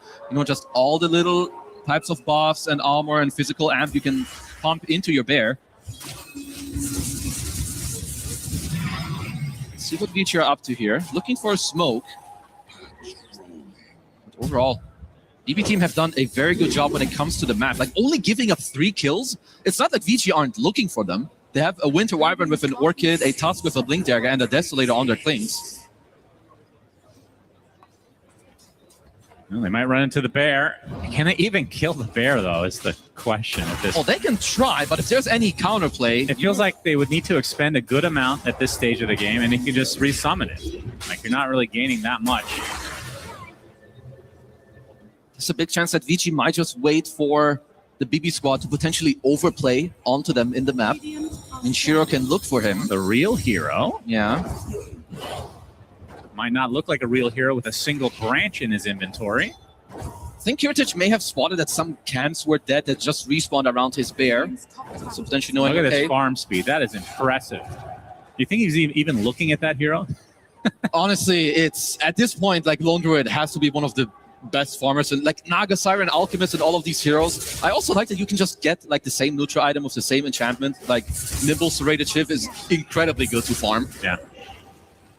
So of course the rest of the boys in the team will, you know, rack up their greedy enchantments.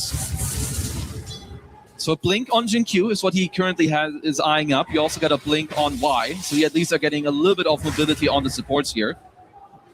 I mean, I wonder what Bach is going to buy. He's saving a lot of gold on the Beast. Maybe just like a straight-up AC. I think that could be quite good. Like, try to just overwhelm them with minus armor on the Deso and the Beast here. And not often you see somebody with 4k gold in this position. Yeah.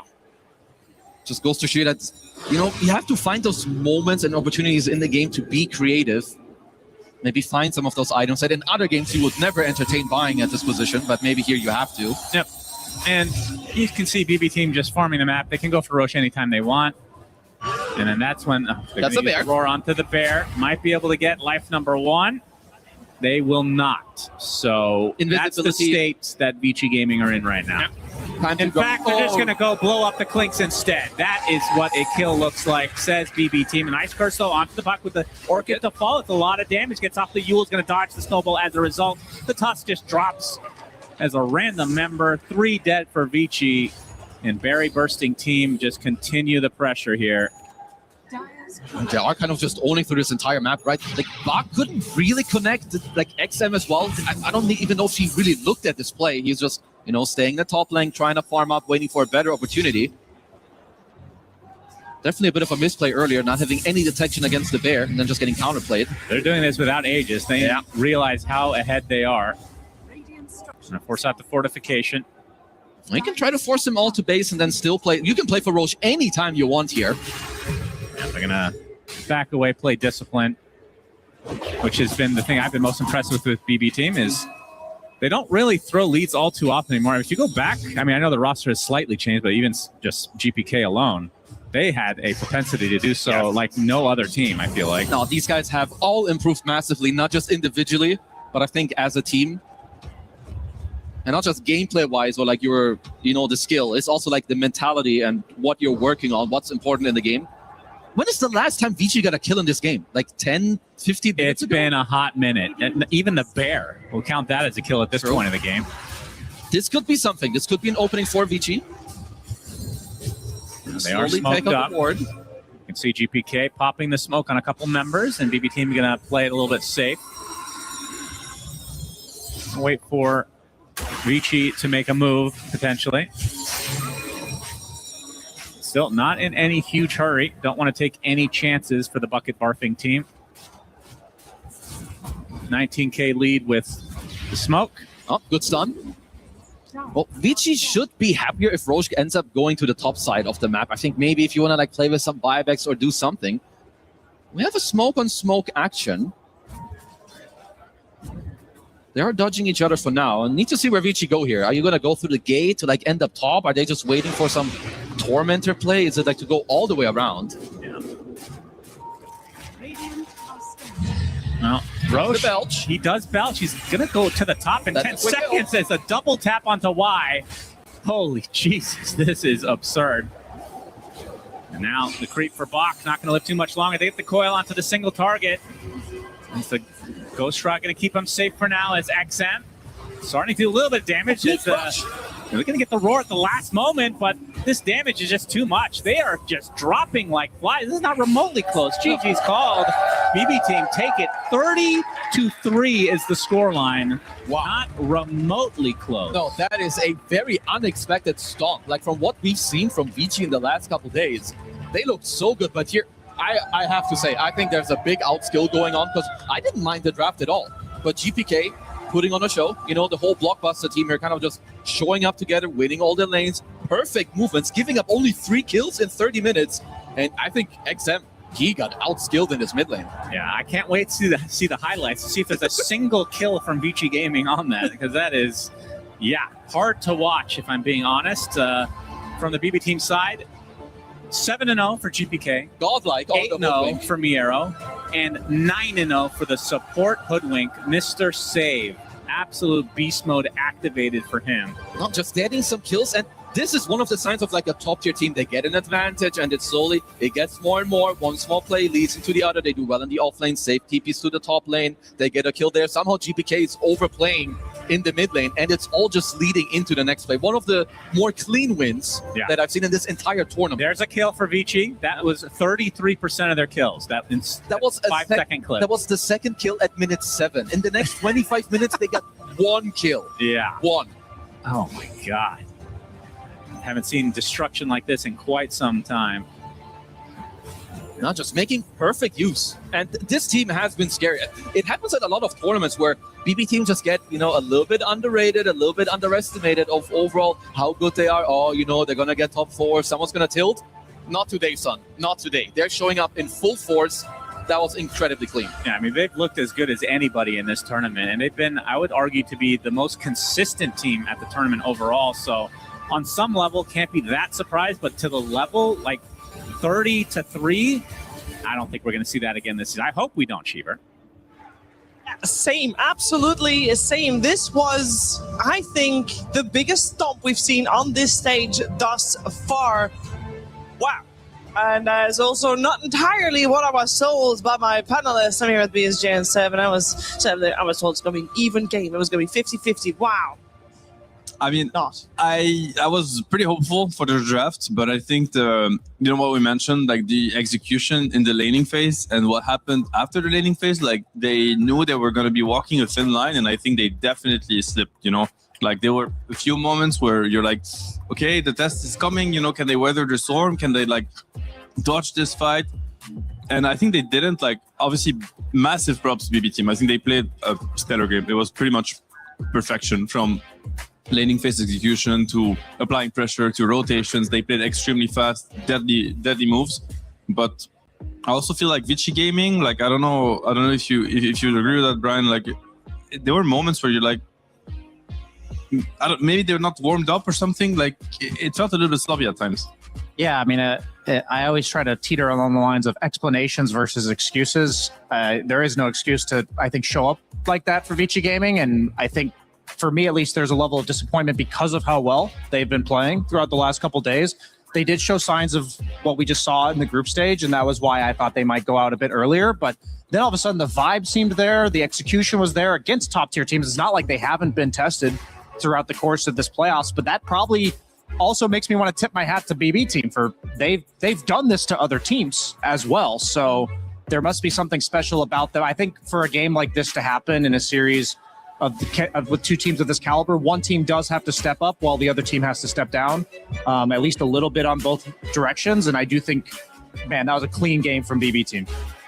And you know, it might be a bit surprising, but it doesn't worry me as much as like a fair loss would have worried me. I'm not saying this was unfair, but it's like they didn't get to play the game. Like there was a point where after they made several mistakes in a row, the game is literally unplayable. I feel like at this point, it's like you need BB team to make a mistake or to overplay their hand, which we know this is not the team to do it. Like, this team knows exactly what the limits are. Like, they push the aggression exactly to the point where it's supposed to be pushed, and they don't take a single step forward, like beyond that line. So in that sense, I feel like Vici at some point, it was just too much, and the game was going in a direction that they couldn't stop anymore. So I wouldn't count them out for game 2 is what I'm trying to say. A flawless game for BB team. On the other side, I do want to, I mean, okay, are expecting a higher level of play than what we saw.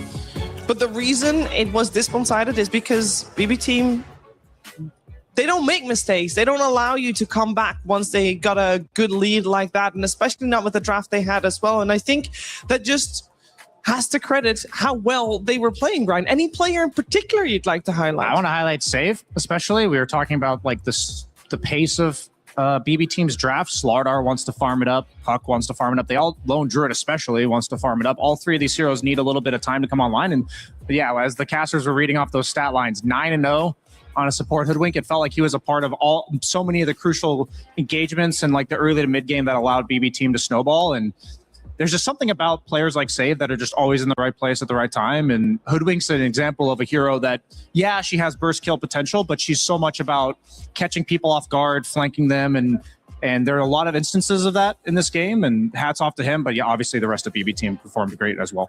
Yeah, they really did. Now, we talked about how Vici Gaming underperformed BB team, incredibly strong. We've got examples of both of those situation, starting with the unfortunate underperformance for Vici Gaming, I believe. Yeah, so we were talking about it before the game started, but this is a clip of Vici Gaming basically making the type of mistakes that we can't afford to make in a series like this. So they get the curse off really nicely where the Lone Druid Bear is going to be hitting GPK, but then right after, Bach roars, which then not only layers the stuns, but also knocked the bear back so that it wasn't attacking and killing GPK. This is only a 3K lead at 13 minutes. We've seen plenty of games stall out from this moment and the team can level it out, but that did not happen in this game because it plays like right, that. as you showed. I think like this was a kill on Puck. Like honestly, it would have been the biggest kill they got the entire game.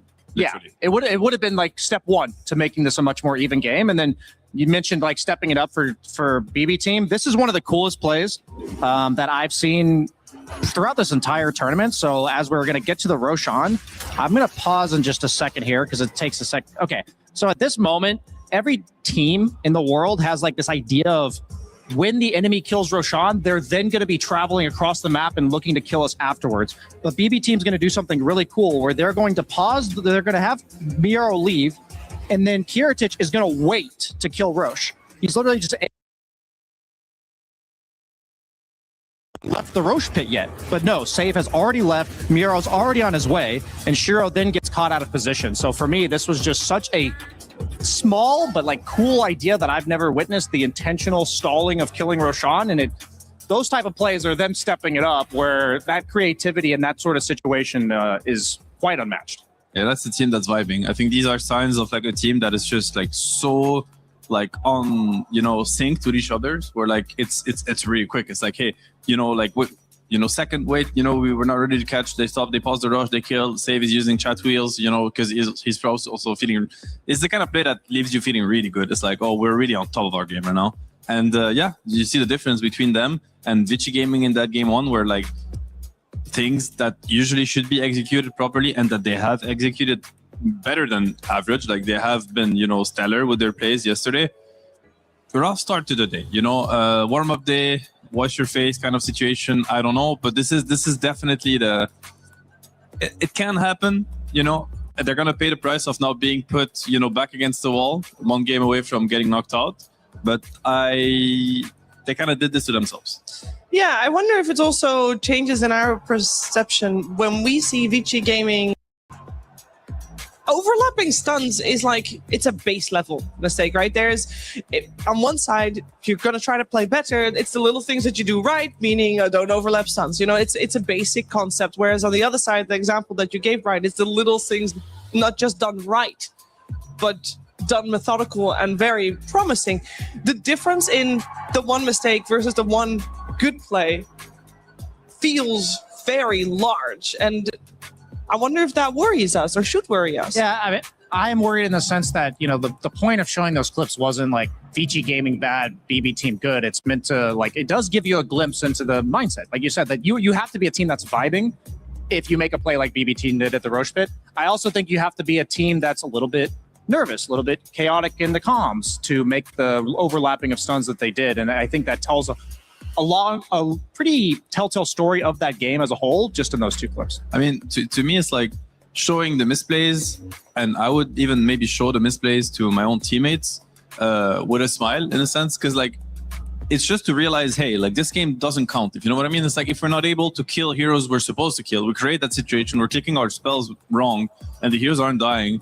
Well, it's just an off game, and it happens. It's like, why would you keep that game on your mind going into game 2 instead of keeping the series versus Falcons, the series versus 1W? Because I can promise you that to knock out both these teams, they had to make not only just stable plays, they had to make exceptional plays. So in that sense, an off game, it can happen. It's behind you now. Just move on, reset. Remember how good you are, what brought you here in the first place, and get ready for game 2. Simple as that. Yeah, we're really hoping that it is indeed an off game, not an off day. And we'll see if Vici Gaming can strike back in game 2 of this best of 3 in the semifinals. So it is incredibly important. The BB team, of course, one step closer to those grand finals tomorrow. Before we get to game 2, though, we are going to check in with a couple of players who are doing the Remco Power Rankings.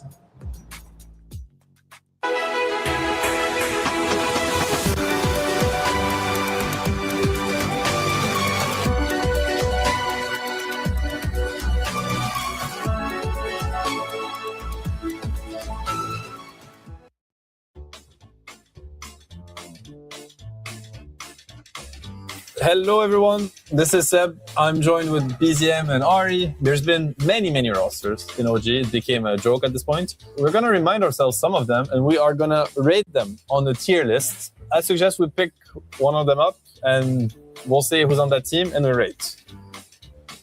What is that? TI 2021 OG.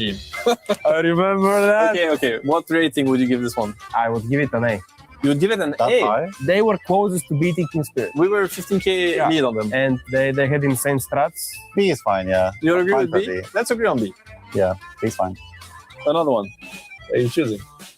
EWC 2026 OG. Well, what do you guys think? I mean, they didn't make it out of the group, so it cannot be high. I do think the potential, if I had to rate the potential, I think it could be B. I think it could be A. Well, C or D? We can do C. Results matter. No result today. OG. Okay, OG. It's all for me, it's on you. Moon Meander, Miracle, No Tail, Moon Meander, Crit, and Fly. This is like the Frankfurt major winners. At least A. It will be an A. Of course. All right, one more. TI7 OG. I mean, I would put them lower only because they're competing against Miracle. So they go on A, one tier below. That's it. Wait, 2020 OG? What was that even? That was with Saxa? Mid one, Thompson, Sep, Saxa. Okay, that's the LA major. I'd give it a C. I'll pick 2024 or too early. Yeah, it's that one, yeah. Of course, we don't have any wins to our name, but I do think we're better than the ones below it. You know what? I'll put us above. It's the three of us. What are they going to say anyway? They're retired. They're washed. Like, nobody cares. 2025. Name the roster. Oh, that's your choice. We have Chat, Stormstormer, Mixer, Daiskita. Next. Seb's not happy about that one. 2022. Wait, Yuragi BZM, Plaga, ATF Misha. Yeah, that's a good one. I mean, you stood in for one of the wins. Yeah, I stood in. But it was that roster. You won 2 tournaments. We did. So you have to rate it quite highly for the 2 wins. I mean, okay. I think that's reasonable. You got 2 wins, got a good team. We're missing 2. Just put it. So would you say this was the strongest OG roster, or it just got the best results when it counted? In TI8, no. In TI8, this roster was stronger, and this roster was stronger, but this roster was more fit for pressure, in a sense. And then but TI9 is it was not just the even best roster. Yeah, you guys just persevered. Last one. 2023. We had nothing specifically. Why is BZM laughing? So what was your result when we had nothing that year? We lost in group. It's a D. Come on. You just put it. You guys describe it like very badly. It Friday, was, like, it was a really rough one. It was not good. The thing is, I don't remember. This is too harsh. I'll do this. This is quite balanced. I think this looks fine. Yeah. Well, great job, BZM. Thank you. A pleasure working with you, as usual. Great job, Ari. Pretty good. That was it from us. Hope you agree. And if you don't, well, I mean, not much I can do about it. Bye-bye. He thinks he can come in here and play my game. Let's go. He knows nothing. Let's go! Tyler Wine, you're done. Raw energy.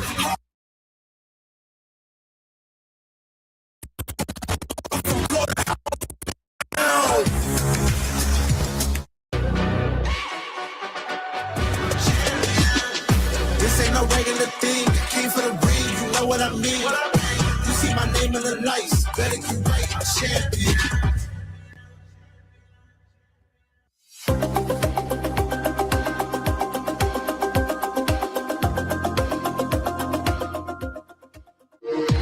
We were there for every click, every clutch, every respawn.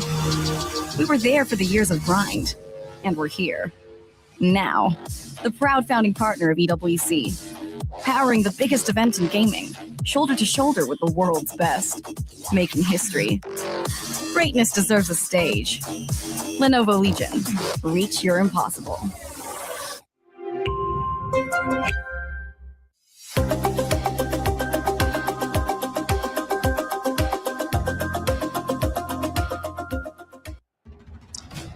Vici Gaming versus BB Team Game 2 coming your way, and we've seen Vici Gaming as one of the teams that has made large adaptations from the group stage onto this semi-finals, but they need to adapt more now than ever, as that first game was not close.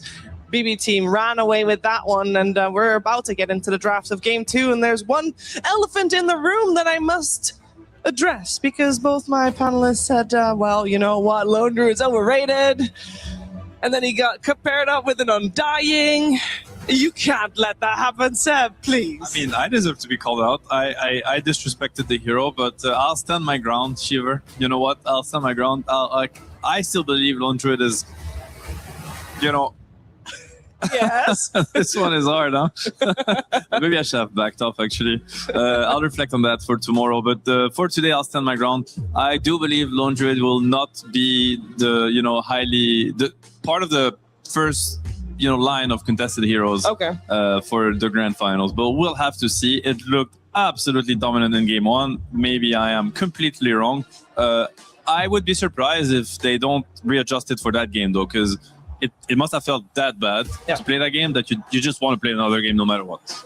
Yeah, when I was looking at the draft, like obviously the Lone Druid Undying lane is about as scary as it gets, the Undyings and the SFs and all that kind of stuff. But the thing for me is I think that Slardar pick was relatively genius from BB Team. When there's been times, I think it's really important to note that there's times where people block pick, and we saw that yesterday from Enigma Galaxy where they block picked BB Team with a puck, because they didn't want GPK to get it on last pick, but they picked the puck into a shaman. So you're block picking you're making the sacrifice of basically picking a hero into counters in order to not get it picked against you.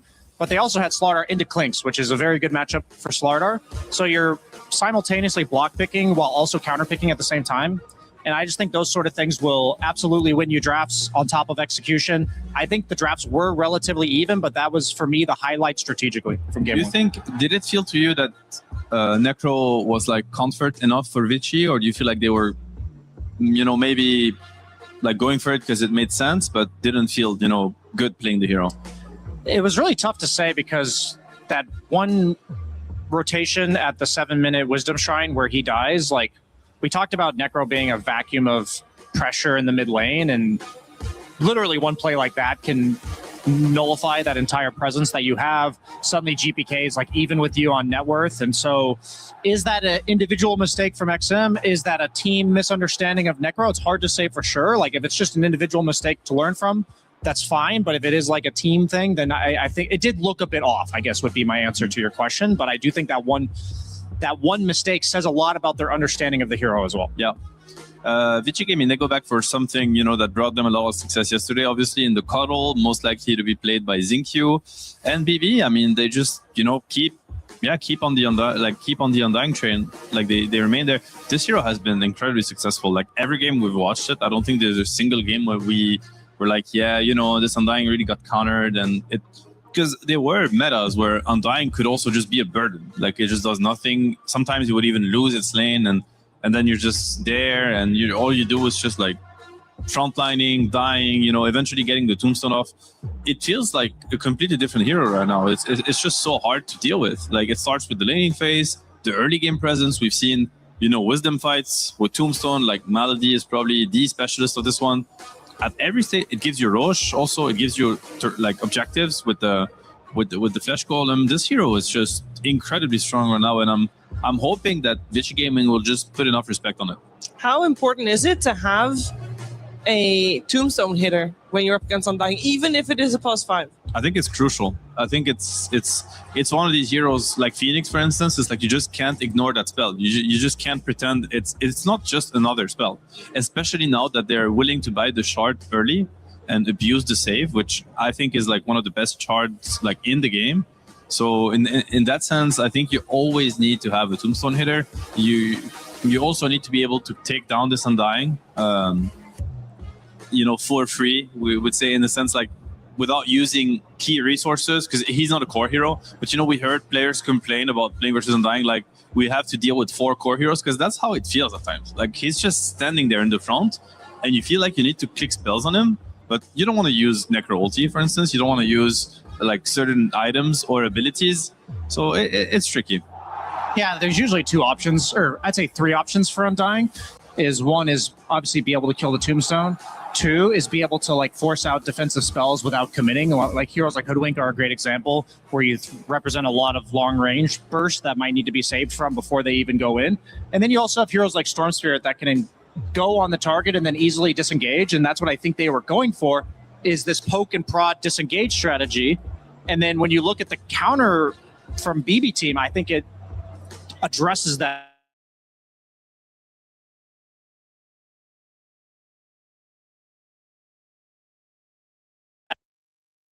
Nearly, you have the Shadow Shaman that they already picked for save yesterday. The best is like him and Lion are the 2 best support disablers against the Spirit heroes. And then Ember Spirit, also one of the hardest heroes to disengage from. So it's like if I'm Storm Spirit and I'm thinking my job is to force out a reaction and then disengage, what item am I buying? Like, I think BKB is the only one that addresses both of these. Some Storms in the past feel like they have to go for Greaves against the Ember Spirit in order to dispel the chains and the Spirit Vessel and the Mage Slayer. But in this case, I think already, I mean, Storm has not had good results so far this tournament. XM, signature hero for him for sure. And also now you have like the Terrorblade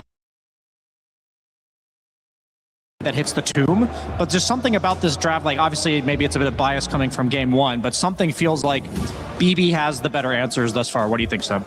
I mean, yeah, I see where you're coming from. They have some incredible heroes, like you mentioned it, like the Rasta versus Storm. There's the great synergy also between Ember and Largo. We've seen that combo really decimate like team fights. It's amazing. But you know, I'm a Cuddle fan at heart, and like Cuddle Storm is still like a menace in the early game. Like this Undying, this Rasta, like where they can walk on the map is going to be so restricted. It's like the second you're like a little bit too far away from a tower or like slightly out of position, you're just dead to Storm. Like you need your Ember to be with you and hug you all the time to protect you.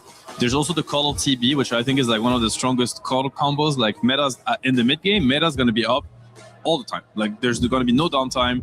This TB is like acceleration, and the farm is just going to skyrocket because of Chakra Magic. TB Illus like everywhere around the map, shoving every wave into you with the threat of Storm Hoodwink attacking you and making you pay for trying to deep push waves. So I think the Vici Gaming draft, again, like so far, I've been a big fan of all their drafts, even though, you know, sometimes it didn't really pay off. Like I see what with this one too, and it's quite interesting. You talked about Tombstone hitter. TB is definitely one. Like you think of TB, Manta, like he's just hitting down everything that's close to him, right? So this Undying will just explode, and the Tombstone will die. All like will get taken down too. So, but again, it's gonna be, you know, you mentioned it, Brian. Like they have this early game presence on BB, and they can cause a lot of issues. And could it be a repeat of game one? It's not impossible if you look at the heroes. And wasn't up to the heroes in the previous game though per se, right? It was also a lot of outplay. It was, but it's like you kind of need to have the tools to push your advantage in a sense. Like, and I feel like they have it this time around again. Like this Ember, Largo, Undying lineup, it can accelerate really fast. What do we make of this Night Stalker overall last pick? I believe we've mostly seen it as an answer to the Puck. Is it as strong of an answer to the Shadow Shaman Ember?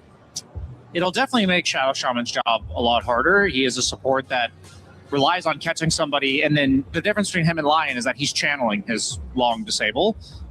So I see what they're going for with it. It is blind into Kiritich's hero. You're also against an Undying off lane. You're probably going to play some lane shenanigans. I think the cool thing about it is that once 5 minutes hits, you're probably not going to have too bad of a start. Like you're probably going to lose the first 5 minutes for sure, but then you're going to be relatively self-sufficient because most Undying lanes operate on chase potential, and obviously Night Stalker, one of the most innately fastest heroes in the game. Once nighttime hits, I'm wondering if he goes for like the carry-to-carry matchup counter, like a Phantom Lancer, for instance, for Kiritich, or if he's going to go more like shut down the Night Stalker and play out the momentum that they're already representing in the other lanes. Do you have a preferred approach? I think it's very okay. He goes for something a little bit more active, I guess, with the Wind Ranger, which also is considered like a good matchup against TB. Until a point, anyway. Like you just have an overwhelming amount of magic damage and you just take down the TB, especially with the help of like Largo, Undying. Like they have so much like sustain and save on BB's side. I like the Night Stalker pick. I think it synergizes really well with Vichi's lineup. I'm just afraid of the matchup versus Undying because Undying has always been considered one of the best Night Stalker counters in the game because of, you know, the night vision you get from Tombstone. And all of a sudden, you know, there's like zombies everywhere. Every hero, you can keep track of everybody. I also think that it's, even though Night Stalker is in a great place as a hero, there's like this Essence Distiller item, which I think ruins Night Stalker's game completely. Like you essentially, they also have your vision, like the night vision for 8 seconds, which is very unfortunate if you're an NS enjoyer. So we'll have to see. I think it's a risky pick. Like it makes a lot of sense. It could work, but it's brave. Ooh, it's brave. That is not really a convincing answer. Let's put it that way. I mean, bravery is good, no? Isn't it? True. It's worked out for them, like with the Slark pick yesterday and stuff like this. I mean, I think the sad reality for me, at least, is I think there's potential of a rerun of game one. Like the snowball effect of BB team's draft is immense based on the heroes that they have. They have very similarly paced lineup, but if Vici can get past that first 10 minutes on even footing, I think they have a lot of good map play. They have the vision game from Night Stalker. And I'll just give a shout out. The Tombstone night vision got nerfed a little bit at some point. So it's not at least, maybe the Essence of the Distiller still counters you, but at least you have the vision. I hope you have the vision advantage coming from Vici, because then the Storm can also jump. And at the end of the day, I'm a Vici fan right now because I want a game 3 in this playoff, Shiver, and we're yet to have one. People. I'm a believer. You know, you go back to the TI finals, you know, the wash your face meme. It's like it started off this way and they brought it to game 5 and it was incredibly close. So I think you got this. We all want to believe, but let's find out if Vici Gaming's key will still be in one piece at the end of this one, or if BB will be allowed to rush it. We're heading over to our commentary duo of Sunsfan and Kezu. Yo, Sunsfan in the house with Kezu. What's up? What's up? Hey, that was not a good game one. We're just going to be straight with you here. I want to know, is that Vici Gaming's worst loss? Have they had a loss with 3 or less kills before? I will check that out for you with our Lenovo Legion, Shannon, which is important to note. Let me check that out. www.stupidstats.sunsfan asks for.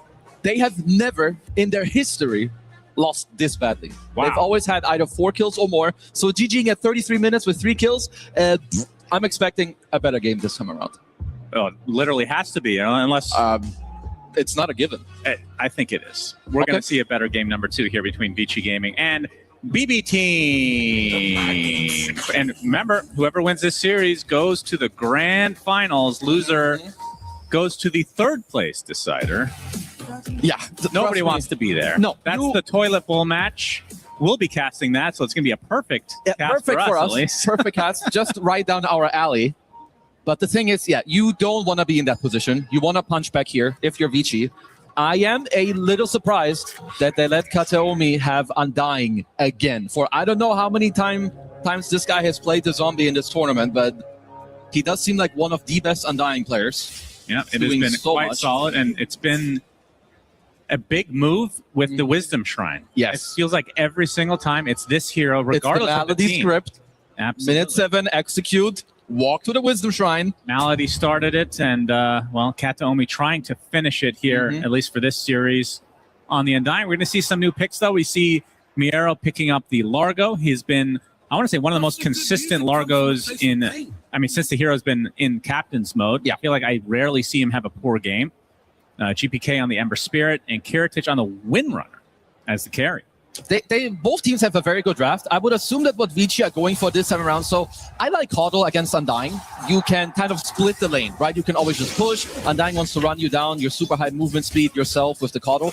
And Caudle drafts generally don't play on high commit, right? Like what Undying is very good against. He has very good team fight with the Tombstone. If you commit, he saves. But Caudle has a lot of heals. He's very fast. You can like maybe bait the Tombstone, maybe go on someone, you know, back up your Storm with mana and keep going. So I like their approach here. Jinkyu, though. Oh, he's taking a lot of decay damage and the right clicks from Kiritich. That's first blood already going the way of BB Team. Another good start for them, and they're against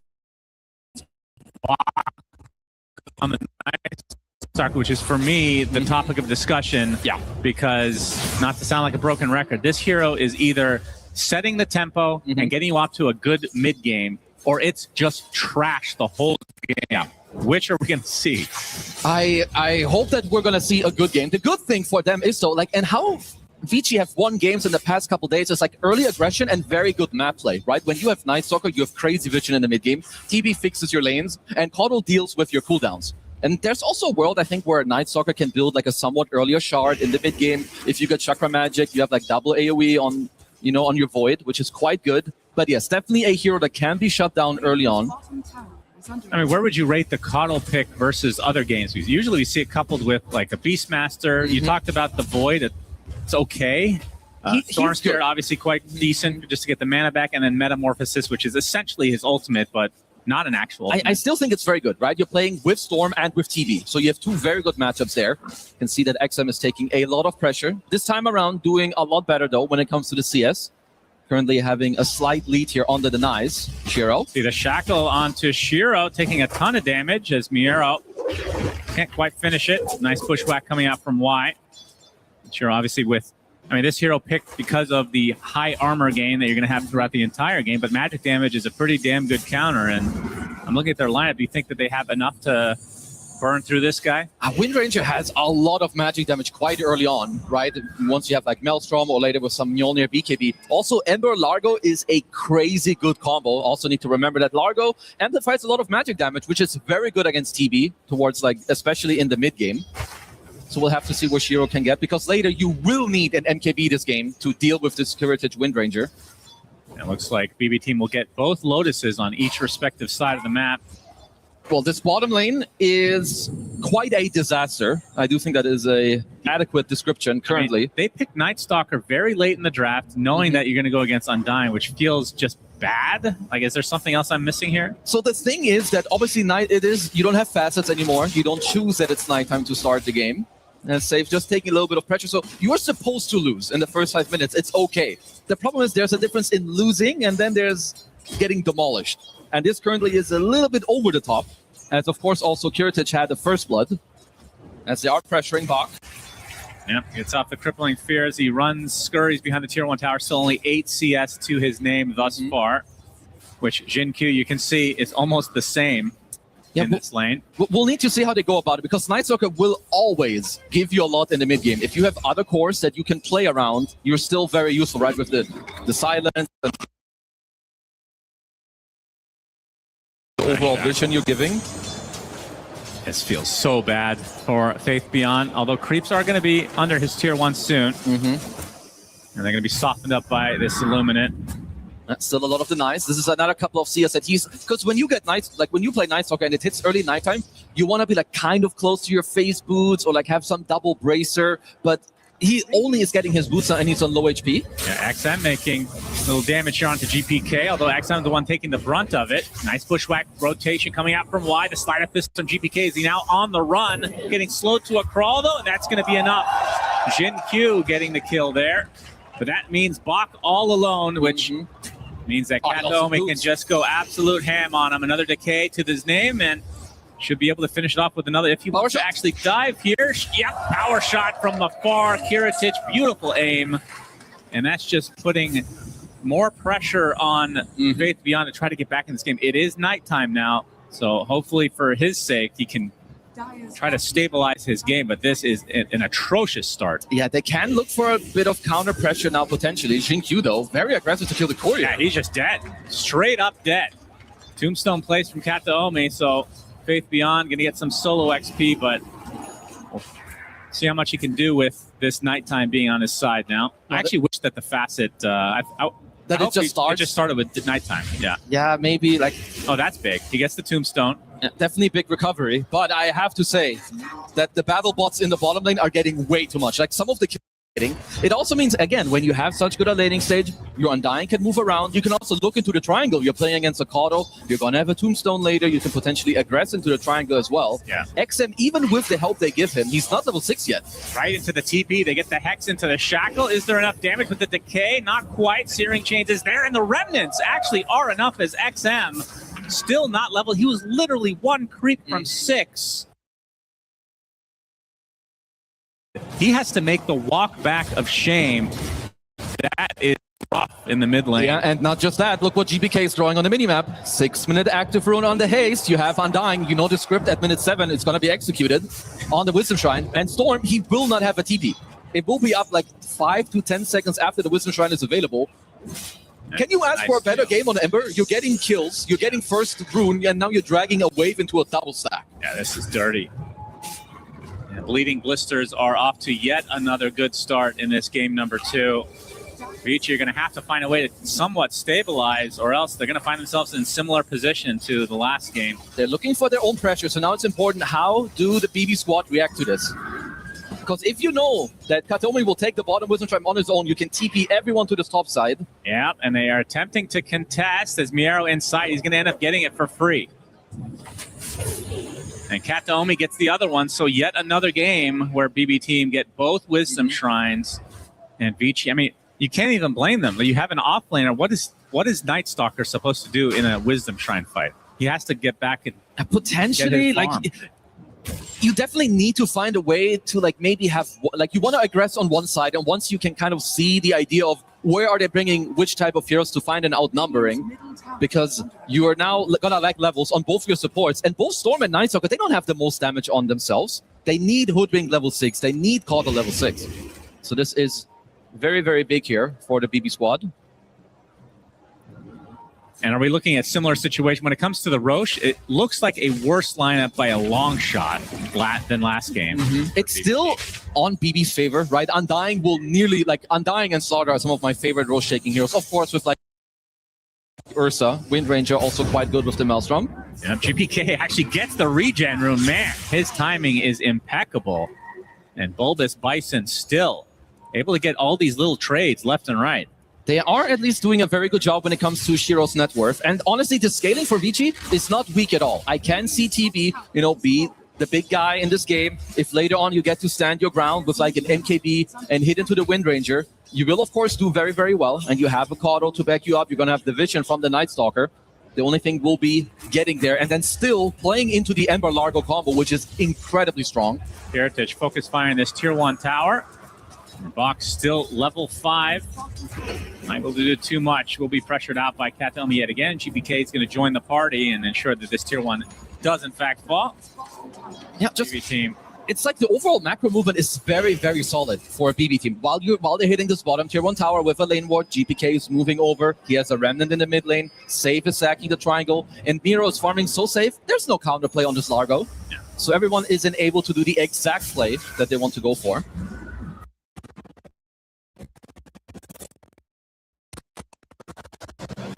I wonder what Faith Beyond is thinking right now. Why did I pick Night Stalker? Who convinced me of such a thing? He does have his Dark Ascension now. Well, he has always been a player who reminds me a lot of, you know, in terms, I would say Zai and him and like maybe Ice Ice Ice. These players are incredibly good with low net worth. You know, even though they're shut down, they're very capable of making correct calls, understanding one of the few openings in the game that you can go for. Kiritich gets opened up on by XM to get the crippling fear right on top of him as well. This would be an enormous kill for Vici, and it looks like they'll find him in the end. Nice shackle to delay it, but it's not enough. So Faith Beyond on the board with that kill. He's going to need a lot more. That came from.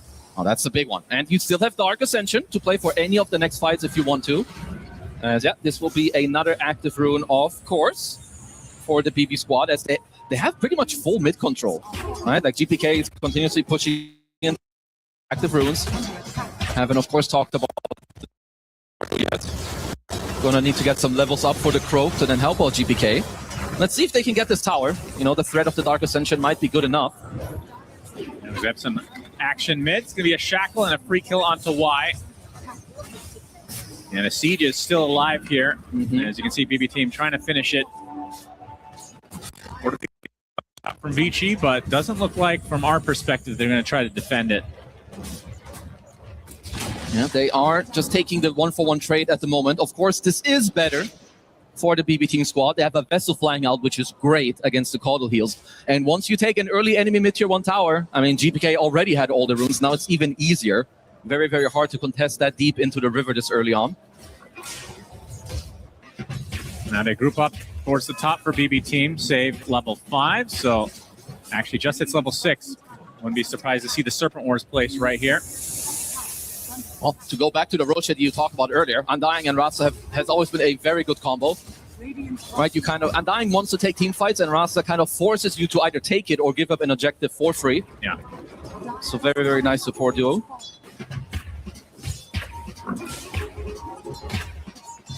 And Miero going to be going for the Meteor Hammer build, as GPK forcing Y out. Has the Spirit Vessel applied. XM just slowing him up, though, so can't pursue any further. It's not a kill, but look what he's doing on his own. Right, he's pushing back 2 heroes in the mid lane. Y doesn't have any resources. This will mean, again, active rune will be yours, and they're currently looking for a smoke. The clock has a decent read, but remember that it is daytime. He doesn't really see much. Yeah, now slowed up a bit. Shackle, not going to hit, but they get the connection, and they're going to get the easy kill. So yet another one for BBT. I mean, the lead is not growing that much in their favor, so that's good news for Vici. It's very, it's not reminiscent of last game at all, which is good. Well, especially considering that they did lose the double Wisdom Shrine early. They are doing a good job. Jinkyu also now with the Holy Locket completed. Because can never count out a TB, especially a TB Caudal draft. More illusions, less cooldown on the Metamorphosis. So definitely eyes on Shiro and his net worth.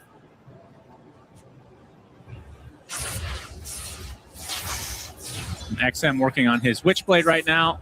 And for Shiro, which we haven't really talked about too much, has his Yasha working towards the Manta style, so nothing too crazy. And it will be a blink first for Bach. And only a couple hundred out for that. Okay, that is... I feel like that is when they need to really imprint something in this game, especially, I mean, Crippling Fear against GPK, that's probably one of the main reasons that they picked the Night Stalker. No, the blink will be very good, but you do need to get some stuff going with that because it does hurt your scaling. You're not going some Echo Saber that helps you hit creeps. You're not getting, you know, a Midas that helps you keep scaling. But once they have the blink, they can absolutely look for a couple of moves, maybe with the Witchblade and the Solarbind combo. Now we're seeing a smoke from Big Brownie team, but you see the blink now picked up from Bach. See if he can put that to good work.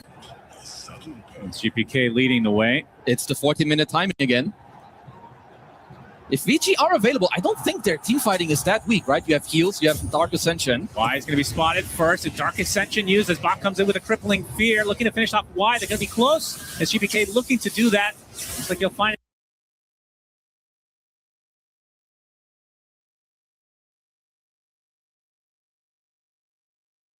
Get the Hex, and now they get the Shackle and the Focus Fire. Bach is dead. Searing Chains now on to Shiro, already at half health. Play around a bit because of the Sunder potential.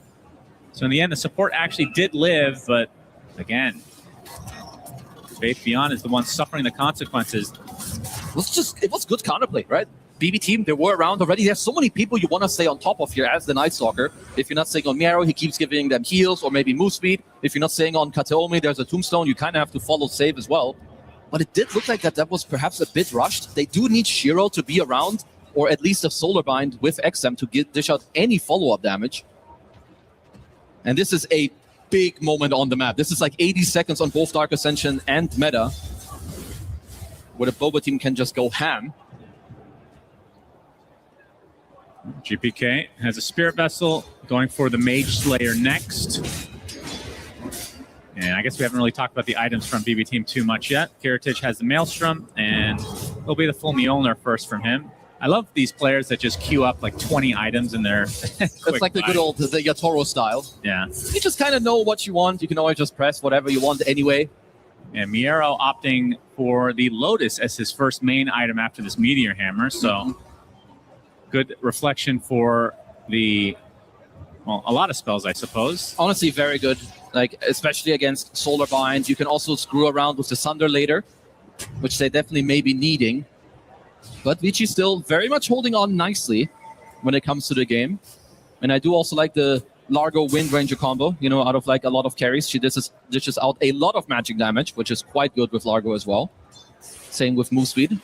Another hero that uses it very nicely. Damage room from XM. See how aggressive that they want to be here. I assume that the next item for Bach is going to be the BKB. Indeed, that is the case. But he is just so underfarmed. It is crazy. Yeah, he is. You can see Jin Q is just shadowing him in the farm right now. He is suffering. The only thing is that at least what is good for them is that his 4 is a Caudal. So, you know, the net worth you're kind of lacking, Caudal can make up for it. They're looking for a play around the mid-tier 1. We'll find the Observer Ward. And remember also that they are, of course, playing with Night Stalker, so the vision should overall be in their favor. Bach looking for an opening. Not smoked up, though. Going to wrap around through the triangle, as GPK would be an incredible kill for them. He's going to Remnant out before this even becomes an issue. It's a very good scan, but you can tell that, you know, while the game has felt like that BB are in overall control, Vici are currently finding a pretty good foothold on the map. They were holding the mid lane quite nicely. Now a lot of top control, triangle control as well.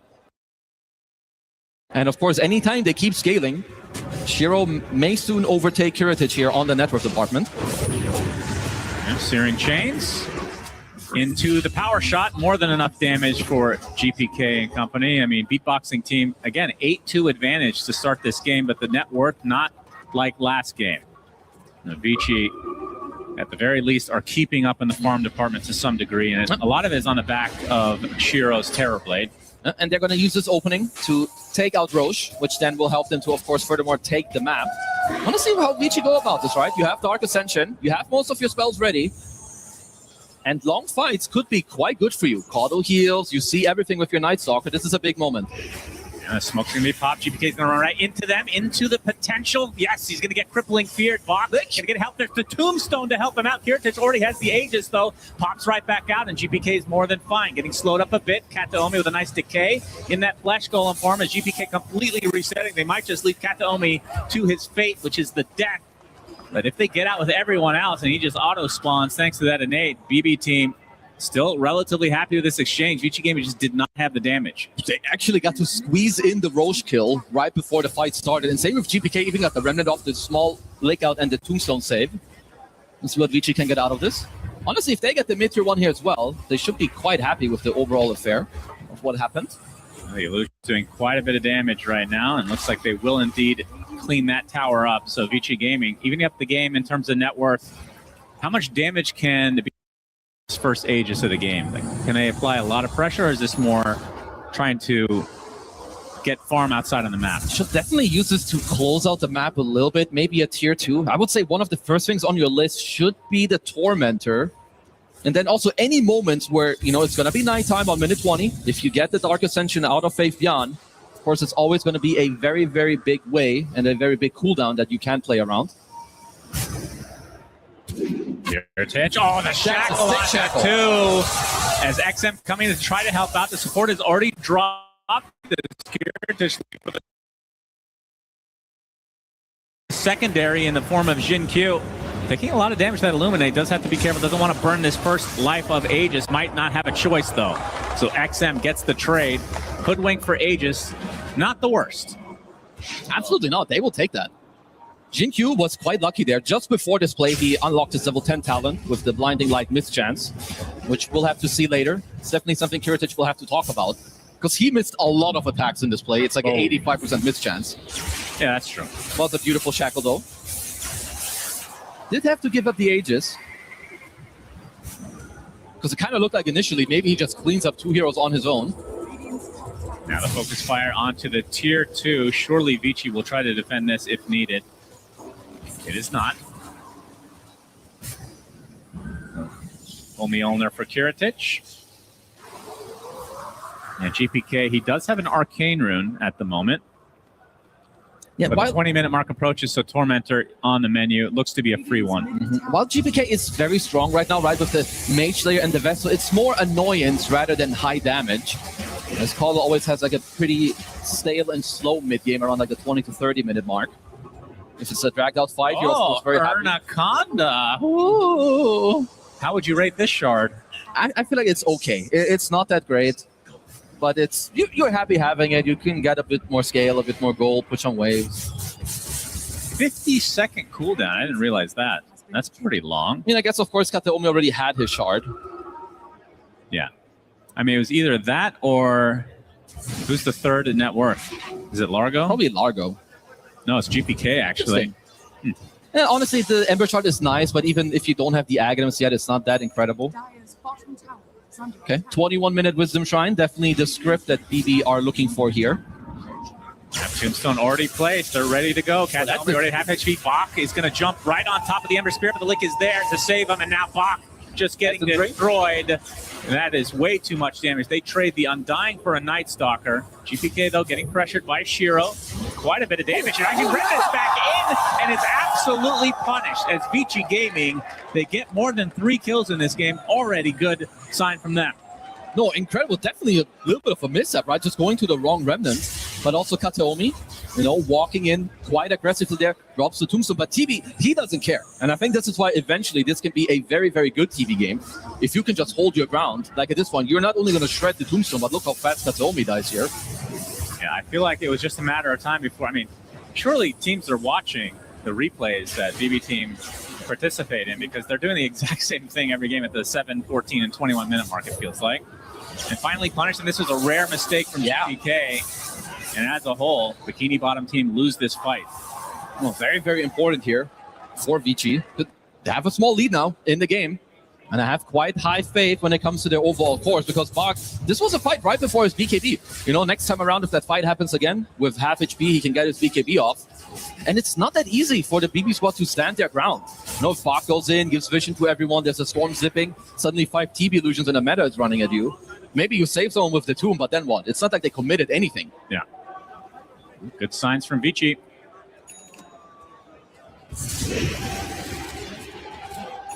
And the Aegis was burned relatively early into the timer, so there's going to be this kind of awkward silence, if you want to call it that, this awkward period in between. As the BKB, who was that just picked it up? Should be Bach. Right, he's getting it. XM also just finished his, so... And it's, again, it's this type of game where in the mid-game, it matters a lot when you think about it. Who's getting, like, more impactful items? You're getting a double BKB on Bach and XM, whereas if you look at, like, the BB squad, they're getting, like, way more defensive items. Like, obviously, Pi can help you. The next item on GPK is quite far away. Same for Miero.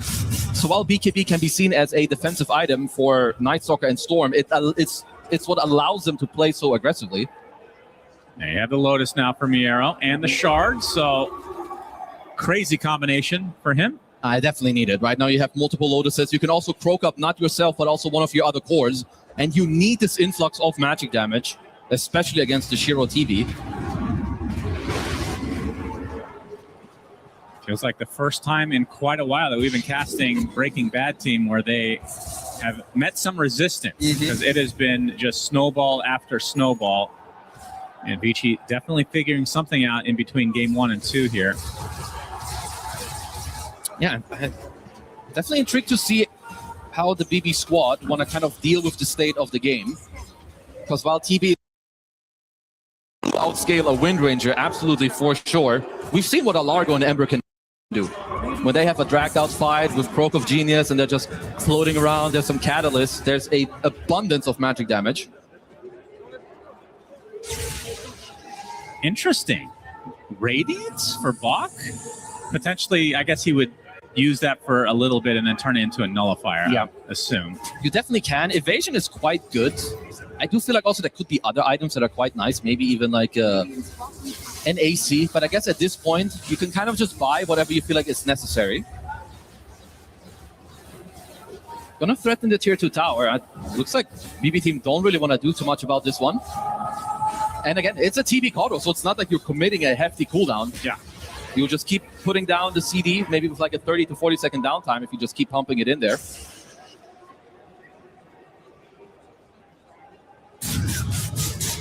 Yeah, things have definitely slowed down a bit, which I think...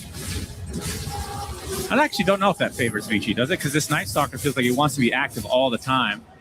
As long as they're getting map control, which they are, I don't think they mind at all. He'll be fine. Sure, he's not like high up on the network, but again, I think we need to look more at the combo of him and the Kodo, because Jinkyu has quite a lot of net worth in this game. He's got a Lotus, he's got a Holy Locket, now working on the Aghanim Scepter, at least for now. Hold some people more in place, give yourself some more team fight.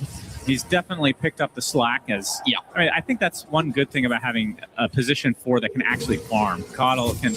We've seen him as core, right? So definitely not outside of the norm. And we know what Jinkyu can do with farm. One of the goats of the post 4s when it comes to using your network aggressively. And Scotty online for Shiro. So he is starting to pack a punch finally. It's like now he's strong and very tanky. And mind you, you know, there's a 20 stick, there's a Kodo behind him. There's anti-team fighting with the Night Stalker where you constantly get all the vision that you want. And I think killing this TV from full to 0 is really not easy for the Radiant draft. You need to stick on that guy for quite a while if you're Curitage, and until you have a BKB, I don't see how that's going to happen. Yeah. Still a recipe away for Curitage.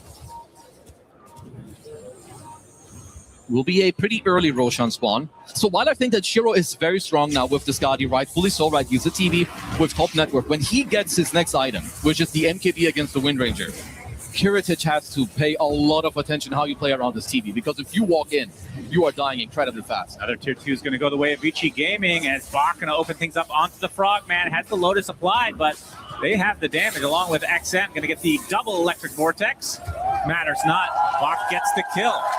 Well, Vici Gaming getting some nice momentum. Inviting Brontosaurus team, again, they have not been put in this position very often in this tournament.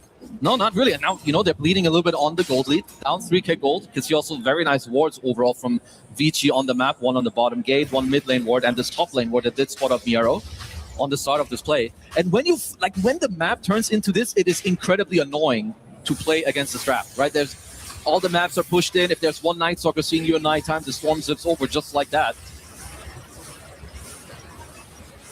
And more pressure with the illusions. Shiro, Demon Zeal. They're actually going to get another tower going their way, and this is without Roche on their side. Is that every tier 2? Yep, absolutely. Vici mounting a comeback after that game number 1 debacle. We can call it nothing less. Yeah. 5k lead now. Looking quite good. I feel a lot more comfortable, and I think it is how they beat all the previous teams. 1W and Falcons, they found like a nice draft with vision, overall map play. You have Ghost Push, and then like you abuse it to find a pickup into a team fight. Honestly, all eyes are now on the secondary Roche in this draft. BKB completed on Curitage, so you have a huge item timing for the Bibbidi Bobbidi squad here. Whereas Vici, if they can delay perhaps until this MKB, I don't think they would mind at all. Of course, it is a little bit away, but you farm incredibly fast. Yeah, the Radiance is not too far off for Bach. Just the Talisman away. GPK going to run into the illusions of Shiro, remnanting to the high ground. Won't find a target, though. Not finding much, at least for now. And looking into the pit, so Bilbo Baggins' team will try to go for this Roche. I was going to use that one. I love that one. I don't know if they're going to be around in time, because you definitely want to contest, right? You have Night Stalker, you've got the illusions to scout it out. Yeah, it's going to be close. Vici smoked Ascension. Very close indeed. The zip in from XM, but Curitage gets the Aegis. Pop the BKB as XM does the same. Trying to create some pressure here. The Shackle onto the Terrorblade. Getting it the Sunder up. No! The Hex is there, and Shiro takes a tumble. And with that, BB team going to try to chase out the rest of Vici. Well, now they're actually resetting. Did they get everything? The Aegis and, yeah, they got the Roche banner as well. So everything going the way of BB Team. Oh, they needed that. But this is all, sometimes you have to go for somewhat of the higher risky plays. I think if you're Vici, you're going to be highly kicking yourself that you left the area with so much distance between you and BB Team. Like, by the time you get close by, they didn't even have vision yet. So,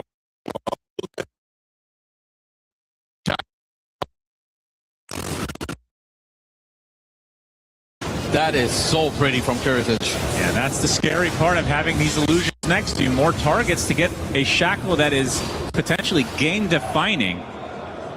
So BB Team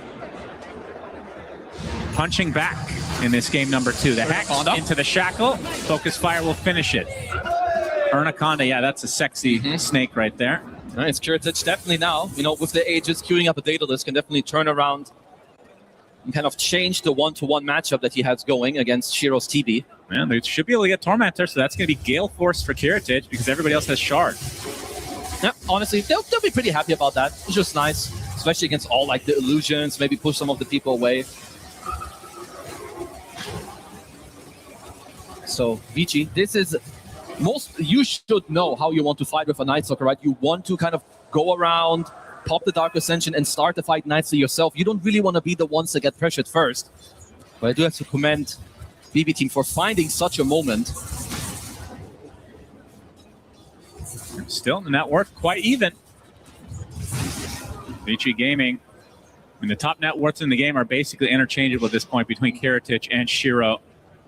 And I assume he's going to have to go MKB at some point. Yeah, in fact, that is the case now. They will have to wait for it. It's the only way that you can deal with the Wind Ranger.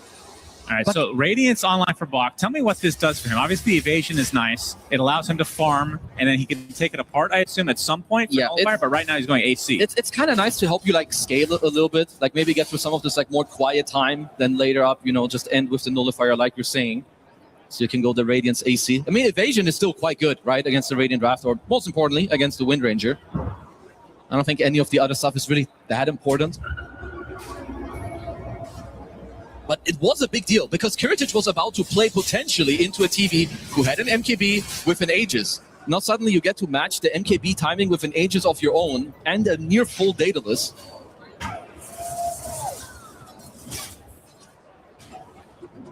We're trying to maybe poke at that tier 2 tower as we see a smoke coming up from Bearded Beaver team.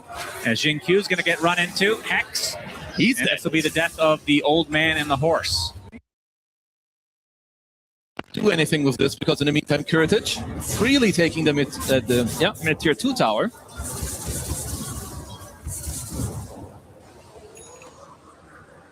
Might just want to wait out this Aegis. There is the MKB completed for Shiro.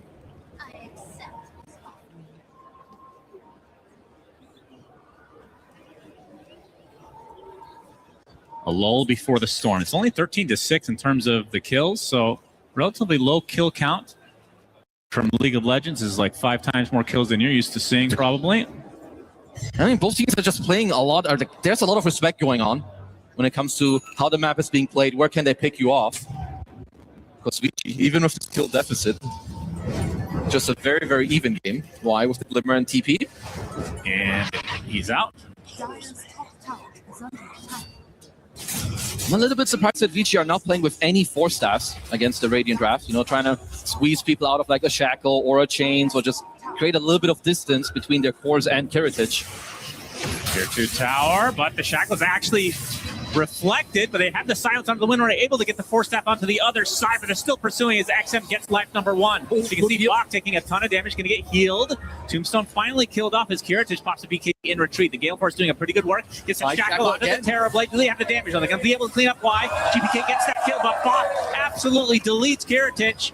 Gets to the south, into the pit he goes with that ult. And the Terror Blade, unfortunately, was the big kill coming out from BB Team. And as Bach looks like he'll eventually be found. So it ends up being a 1-for-3. Carries trade lives. But Vici bled a little bit more. No, the Boom Boys will definitely take that type of fight, right? Your Aegis, it was expiring anyway in like 30 to 40 seconds. And even with some very clutch heals from Jin Q to keep Bach alive initially. Otherwise, Kuritage would have just maybe gotten out from, you know, scot-free. Had another incredible Shackle onto the Shiro TB. And, you know, He's been getting screwed by his illusions, I'll tell you what. now, BB team, they're finding good fights. And this is while TB is at one of his strongest moments in the game. Like they're looking here. Of course, they kind of get Kiritich once nearly for free. But even so, he still has the BKB once he respawns. And you can see the damage from Shiro. Like if Kiritich isn't, you know, careful here, or doesn't even land the shackle on the main hero, he would have died way earlier in this fight. Yeah, both carries die simultaneously. Good job from Bach to create that extra pressure, but in the end, the fight did technically go the way of BB team. Aghanim Scepter there for Jin Q. I'm not sure if he had it in that last fight, but I don't think so. No, we definitely would have seen it. Yeah, Will-O-Wisp is insanely strong. Not the 7-minute script. Yeah, this one's not that important. The Lotus. Good Lotus. Onto the Storm. Already taking heavy damage to get the Frog, the Silence on top of him. GPK creating pressure on the high ground onto Y. Meanwhile, XM doing the same for Vici Gaming. Tombstone save as XM has to use all his mana to retreat. So again, another Shrine likely to go the way as Bach gets Focus fired into the grave. So 2 dead for Vici. And Bleeding Blisters team win another fight, and they're going to likely get this tier 2 in addition to that Shrine that Save ended up grabbing for himself. Even though you know this play is coming, like they just get a correct play going. Shiro didn't have the meta or didn't feel comfortable using it. I think he really wants this BKB before he's fighting. I don't know if I really blame him, right? Like if I'm looking at like the Radiant heroes overall, Ember now has an Aghanim Scepter. He's constantly Croak of Genius. You have an Aghanim Scepter on the Largo as well. A lot of problems to deal with here against the Bao.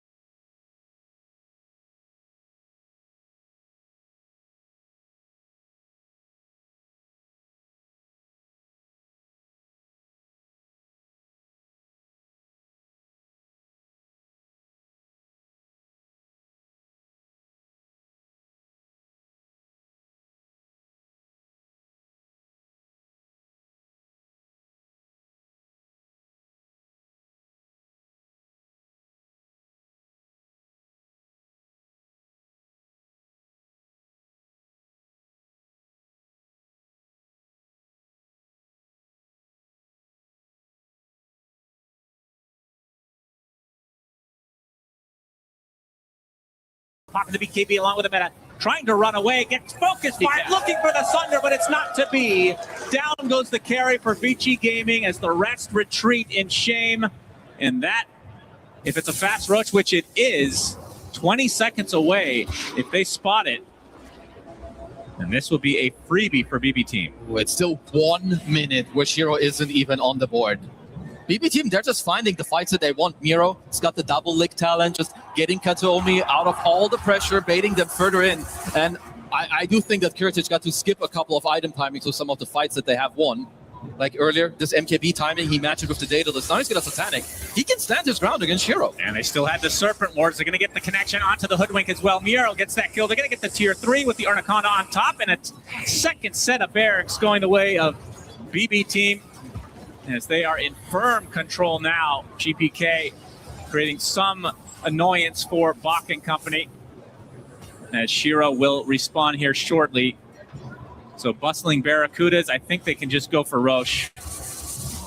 They absolutely can. I wonder if they would just hold the area maybe a little bit until they know, okay, it's free, now we can go for it. Obviously, they kill Roche incredibly fast. Yep, there you go. You get some Flesh Golem. Because they're just getting baited in like way too far. Like even like this full Aghanim set that the Jinku has, doesn't get to use it. Everyone has BKB there. He cannot sunder anything. Just such a hard position to be in for Shiro. As we see Kiritich get yet another Aegis, they're going to have the Refresher Shard, Cheese, and Roche Banner. All the goodies. Maybe the most valuable Roche in the game, this third one. Oh, definitely. It's got the Cheese. You can have a banner with the 40-minute waves if you want. I mean, you have only one lane left to go. Do you really have to wait for anything here? If you're the BB squad? I don't know if you're close to any items. You know, GPK has got a couple K gold. Can maybe buy out a full item onto Kataomi on the Undying if you want. It's close to the Lotus.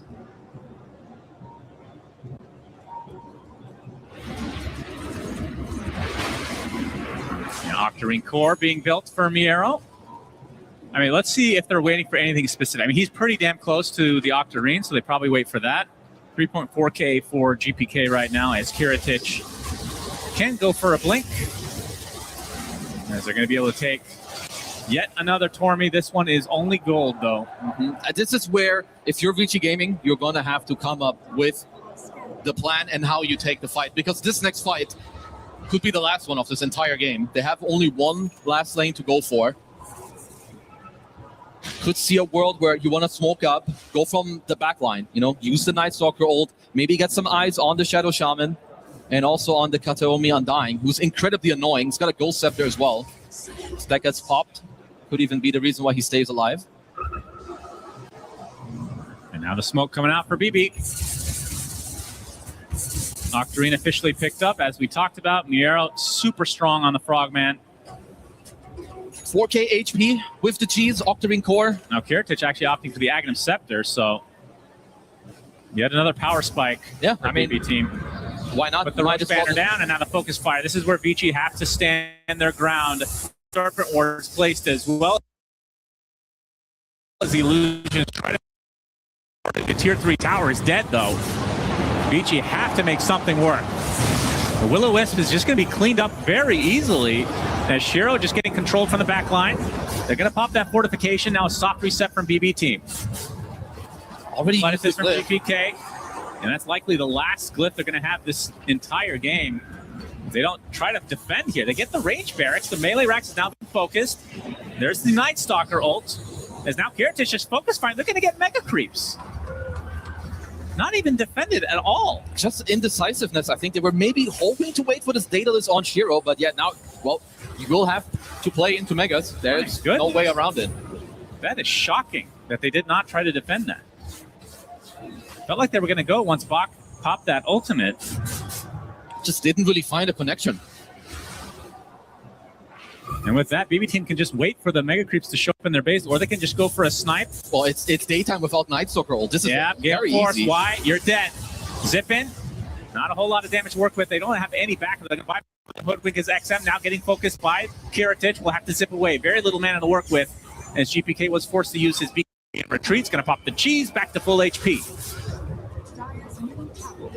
The Mega Creeps haven't quite made it to the base yet, as the Arnaconda is going to be placed in between the tier 4 towers. Big zip to try to kill off the creeps to create some backdoor protection, but again, it's Mega Creeps coming. And this is a Largo stream. You just stay behind your carry, you buff him up, you allow Kiritich to just keep shooting away. And he has not been missing this game at all on the Wind Ranger, whether it's the power shots, right clicks, or the shackles. Looks like they're going to retreat for the time being. No mana on the Largo right now. I mean, they still have a minute on Aegis, so likely to just get some mana and get right back into the fray. Well, let's see if Vici can come up with a better plan than what they had in the last fight, because I don't really know if there was that much of a plan. Perhaps, there's a lot of pressure going on. You're 18k down, now you're playing into Megas. But at some point, you will have to come up with something. I mean, they have gotten 10 total kills in this series. That's crazy. And they had quite, their kill score wasn't that bad, early on, right? Again, fine. It's been a very quiet, 10 to 15 minutes here. As if you look at Bugs Bunny scorelines, 0-0-13 on save, hasn't even died a single time on the roster. Yeah. He hasn't died a single time in a series. Yeah, that's crazy. And that's against a Night Stalker Storm lineup. Yeah. That's a yikes. As Vici, their last defense, but the focus fire now applied. As Save with a BKB is going to get the full shackle onto Shiro, controlled up and killed off.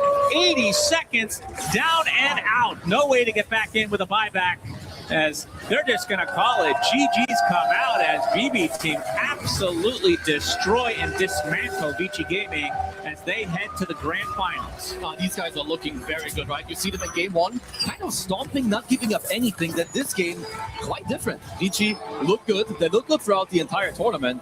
Today, maybe not as much, but even in this game, they had a good lead. It was all about that second row, and I think this is the important and good things from BB Team. It doesn't matter if they're ahead or behind. They kind of know how to just execute their game plan. Yeah, it was a lot closer, at least through the mid-game this time for Vici Gaming. But Burger Belchers, they just came out swinging so hard after that mid-game. GPK ends the game 9-3. Kiritich, I mean, I love this Windrunner pick. Usually I'm kind of iffy with it, but against the Terrorblade, it looked really, really good. I mean, Shiro ends the game 0-4. That's crazy. He's so farmed this game, too. Honestly, they had some timings that they just didn't get to execute together. And sometimes it's hard to tell from, it's easy for us. We have, the full vision. But what is it exactly that BB Team is doing that is making it so hard to execute? When on the second roach, they get to squeeze in this early fight, and you just see that Vici are a little bit late. I do really think that's where they dropped this game. But yeah, Kiritich on his Wind Ranger, insane performance, and kind of all around, everyone just playing their heart out. Yeah, and Save, again, just to reiterate, in a two games play, he died 0 times on a support. That is absurd. Actually absurd. At the end, he even gets a game-winning full duration shackle on the enemy hard carry. It was a BKB letting him channel that, and when you get to that point with Rasta, it is very hard to deal with. Still, overall, I think Vici should be quite happy with the overall performance, right? It's leading up to TI. You're doing very good. You're getting top 4 at a major tournament, maybe even 3rd place potentially tomorrow. So definitely nothing to be too unhappy about with the overall performance. Yeah, these shackles, though, they using the illusions against Shiro, they're like 2 or 3 deaths, pivotal deaths as well throughout the game for him.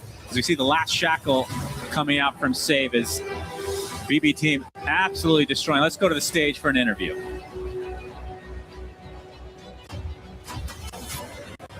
Ladies and gentlemen, may I please introduce you to our first grand finalist? Here we go. Give it up for Kiritich and BB Team. What an absolute honor and pleasure to see you guys just have a clinic that series. Extremely impressive. Did you know, fun fact, you have only lost games this tournament on Rangers. 1 Drow Ranger, 1 Wind Ranger, yet you pick it in game 2. What was that dedication like? How did you know you were going to win with the world's best Wind Ranger? You. I don't know. Vitaly trusts me. He coached me how to play Wind Ranger, how to shackle, how to use power shot. That's it. All right, fair enough. Your support did not die that entire series. I don't think I've ever seen anything like that before. How does the support not die? That's their job, if you will. What is going on with Mr. Save? He's super prime. Super Save Prime, I could take that. In an interview earlier this year, you stated that you did not know how painful it would be to be 2nd place. You are in another final. And I got to tell you, before you joined the team, BB Team was kind of known for choking in moments like this. Not any longer. Now you've been a champion. Are you ready for this grand final? Do you think that there is even a slight chance you might go through that pain of second place? Of course, we're ready to destroy them. That's what I like to hear. They're ready to destroy whoever dares to be on that stage. But I have to ask you, who do you think is going to be on that stage along there with you? What? Who will be fighting you in the grand finals? To be honest, PV and Yannick's team, very good team. They're very strong. It's for me 50-50 matchup. To be honest, I don't know. It's just coin flip. My coin flip, it's Yandex. All right. But either way, you're going to crush whoever comes, right? Of course. Okay, and last question for you. You have spoken so much this year about your personal dedication, gymming every day, practicing every day, the slow increase. Do you have too much left to prove? Do you have to win this one? Or is it just another way down your path? It's another way, just casual day of my life. Damn, all right, a casual winner, fantastic. Well, let's get some casual teammates up here. Gentlemen, please join us. You do know what time it is here at EWC. You don't just beat your opponents, you crush them, baby. And one of you has to crush. Let's get that crusher ready. Open those doors. And who is going to be my crusher here today? I need one of you to elect. Okay, Miero wants it. Gentlemen, to the key crusher, my friends. Not only do you crush a key, you crush an entire region here today. They are going down. Say goodnight to Chinese Dota. Not as back as we thought. Goodbye, brothers. Here we go. Oh, yeah, baby. Oh, that was a... God, that one blown the hell up. That's what I like to see. All right, my friend, excellent crush. Let us take a look at the key and see if it lives up to your standards. I got to be real. I don't think we could crush that key to represent how much you crushed them in that series. Take a look, sir. Examine. Is it crushed enough? Fine. Yes. That is fine. But they're ready to crush whoever goes to that grand finals coming up tomorrow. Let's head to the panel and see what they think about that series. A fine crushing was done by BB Team against Vici Gaming. It was a closer game, game 2. We can make the claim that Vici Gaming actually did get to play Dota in this one, but it was still not good enough to come close to beating BB Team, who will be our first grand finalist here. Congratulations to them. We're going to break this game down, Seb. This was at least a closer game. Hey, Brian, this was at least a closer game. No, you guys got to turn on your microphone. This is great. I'll just hold a monologue. It was a closer game. That is for sure. How Am I working now? Oh, yes. Perfect. Yes. I mean, this was a series for me where, when we heard Kiritich's interview afterwards, he says it's just another day. I know, to some degree, we want the players to be heavily emotionally invested in this, but I also have such deep respect for the fact that it doesn't matter what day it is. It doesn't matter what the situation is. If it's practice day, if it's off time, if it's championship day, that they have the same mindset and they're able to put the same amount of effort and conviction to their craft. And I feel like for Kiritich, when he talked about every day just being a slow grind in the right direction, it's displayed in his gameplay throughout the entire course of this year. And for a player like him, I think this is truly his moment. So, he's going to have quite the formidable opponent tomorrow, regardless of who wins. But I believe in him personally. Test. Okay, I thought you muted my mic before as a punishment for believing to Vici Gaming draft both 2 games in a row and they end up losing. You're like, yeah, okay, this guy doesn't get to. He said enough. He's done. But no, impressive performance by BB. I think I don't want to say expected and make it sound like less as a rewarding than it should be for them, because honestly it was a very tough challenge for them. They showed up big time. They played, I think, 2 of the best games they've played so far. Everything was just executed to perfection. Like the team fights especially, I think, is the most impressive part. Like how they position themselves, how they're able to how well they understand fight conditions. So sometimes you see the fight it's starting to settle in and they're taking positions, and all of a sudden they just rush into Vici. They understand that there's an angle to kill TP, and it's like a 1 second. We're talking 1 second angle, and they find the opening, it's really impressive, like how well they execute team fights together and how in sync they are with each other. Really. Yeah, I mean, for me, when I'm watching Vici, they looked much better in game 2 than they did in game 1. So I'm happy to see that they put on a bit more of a showing. But it was kind of like they got past the hurdle of the 10 to 15 minute mark. They didn't have the little bit of sloppy mistakes there, and we got to see that side of them, the better side. But then, like you said, it's just you're vulnerable for that split second, and they just gut punch you the second that you do it. And yeah, it's for me, it's a combination of fight execution that's made teams like BB make it this far, and it's also that creativity in the drafting and the strategies and the next level of that. I feel like they have such a deep understanding of the picks going in, but then also how that plays out in the game. I feel like they're almost able to visualize it from minute 0 and then have it manifest itself later on. And it is like a painter, on their canvas. Yeah, and we're not done yet breaking down this game. We are going to take a slight break because right now we are going to check in at the Alliance Vault with Chris and Rose. Thank you very much, Sheaves. We are down here once again at the Alliance Vault, and I am here with Rose, just discussing kind of what's going on down here, Rose. MLBB, we've had the Women's Invitational here. How's it been for you guys? It's great. We are currently in the grand finals where we have Navi going up against Team Vitality. And for a little bit of context, Navi won it all in 2024 MWI.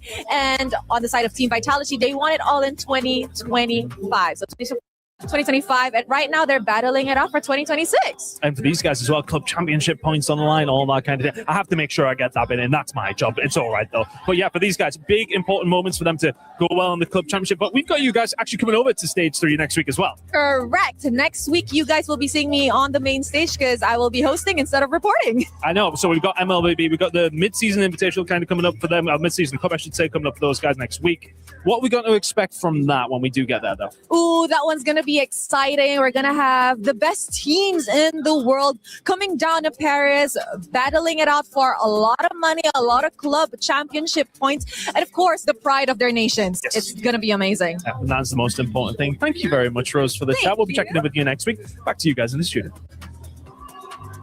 Thank you very much, Chris and Rose. And yeah, next week, this stage will be in the hands of MLBB. But for now, it is still old Dota 2. And we do still want to break down a game 2 we just witnessed just a little bit more, Seb. What you got for us? What do I have? I mean, I have 2 sequences that kind of show the difference of execution and like the end result of a team fight when it's, I guess, well executed and when it isn't. So we'll see here one of the first like aggressive move on half speed that BB team is doing and trying to contest Vici Gaming with them. And you have to look at the position. You might think this is a great tombstone placement. Kataomi, he's kind of baiting. And what I want you to focus on is look at the fight entry for Vici Gaming. So you have TB very well positioned as we could see there, like on the high ground, basically killing heroes, and Storm enters the fight as TB is ready to kill the targets that are being stunned, right? And on the other side of the fight, you have the Night Stalker that is like creating chaos in the backline, forcing them to look at him and basically giving free reins to his TB. Like Wind Ranger is not allowed to focus the TB because she has to deal with Night Stalker. His support, like Heritage supports, are probably making the call, or Ember in that case, that, hey, Night Stalker's jumping me, I need some help. So everything just happens together for Vici Gaming. It's very well-rounded, and this is like a draft that is really hard to deal with because you can't really get through the TB because Cuddle's positioning is also kept very safe because they are, offense is the best defense. It is true in Dota. Cuddle has been, if you look at the Cuddle, he's been untouched the entire team fight. Like if you pay close attention to the Cuddle, he's spent all the fight hitting his allies, replenishing their mana, reducing the cooldown spells, and this fight did not look even close. And these heroes are late game heroes. Like Night Stalker suffered a really poor laning phase. TB, obviously, everybody understands why TB needs items, and the same can be said about Storm. Now, a different situation is the Roche contest, where Vici Gaming, you could blame them for maybe being a little bit late and not understanding that Roche is being taken by BB. This will lead into like a Roche team fight, which they will have to pay a very high price for. Because if you look at the difference between the fight I just showed you and this one, now, NS doesn't give vision in the Roche pit anymore, so that is obviously a big factor. Storm jumped in, started the fight, and you kind of wonder, where's TB? Like, TB is not there yet. TB has just entered the fight a little bit above, so this allowed for like essentially BB team to completely ignore the Storm, completely ignore the NS that are not creating any issues. They get to turn their attention to the TB fully and focusing down, and to also mess with the Coddle, forcing him to reposition. So it comes down to very little like aspects of the fight. This is why you have to enter the fight as a unit. It has to be structured, and we've seen like the best teams in the tournament, they don't rush these sequences. Under no circumstances will they give up on how their fight has to be executed. They will give you the Roche. They will, you know, we've seen the Falcons, the Yandexes of the world, like they will give you 1 Aegis, 2 Aegises. At no point will they put themselves in a situation they don't control or that their drafts cannot really serve. So in that sense, I think it really showed the difference between both teams, where on one side you have like very crisp execution and discipline, and on the other side you have Vici Gaming with like very creative concepts and honestly like great showing, but just they're missing, you know, the surgical aspect of the highest level of Dota. Yeah, and of course we will see them again tomorrow in the 3rd, 4th place decider. So hopefully they will be having some time to get that in order, and otherwise later down the line they will have another shot in China with TI. But for now, they are not making it to the grand finals. It is BB team that is just 1 step ahead, and they look very good, but we had to give the MVP to one person, and it's not the first time we give it to this person, Brian. It's Kiritich once again. I'll just say, with Save's performance in that series, this means so much for how well Kiritich also played during the series, because there were so many pop-off plays on the side of BB team as a whole unit, and Kiritich, I think I've probably said this 10 times this tournament, but he's one of my favorite carry players ever since seeing his interview earlier this year where he just joined BB team, and he was just excited talking about the opportunity to get to play with such amazing players, and that was such a different vibe from the player that he replaced. And this guy, at first, you could tell that he was a bit nervous and uncomfortable with this team, not because of like problems within them, but he's put in an environment he's unfamiliar with. But over the course of this year, this guy has leveled up nonstop, and we even saw him like 1v3 killing people with an Aegis. We see him like, oh, it's right here, where he's literally by himself and gets the 2-man shackle, a little bonus on the Coddle there, taking the clutch Roche plays where like there's been countless Aegis snatches throughout the course of this tournament. This guy performs well in the early game in the laning stage, fitting in well with BB team, and then also has that clutch factor where he's just reliable, and I think that's the most important thing a carry can be. Reliable, stable, and clutching it out when it matters. That seems like a perfect recipe for success here for BB team. Yeah, anything else you need? You know, reliable, stable, clutch, like what else you need? I don't know. Like, he Nice guy. Yes, Nice yes, guy. yes, he provides. He The provides. vibes. I think the one thing that maybe some other carry players that we're still going to see later, pocket picks, unusual picks. Is he a meepo? I don't think so. I mean, I don't know if he's a meepo player, but he definitely has restricted his hero pool like in accordance to what the meta dictates, but he has a very wide hero pool. So this guy can definitely go out of the structure, think outside the box, you know, if he needs to. So I think he has a lot more to show. That is like the good news also for BB team and how exceptional he is as a player indeed. Yeah, he's going to need it because he is in the grand finals with his team, and they still need an opponent because our first semifinals, it was a quite quick one.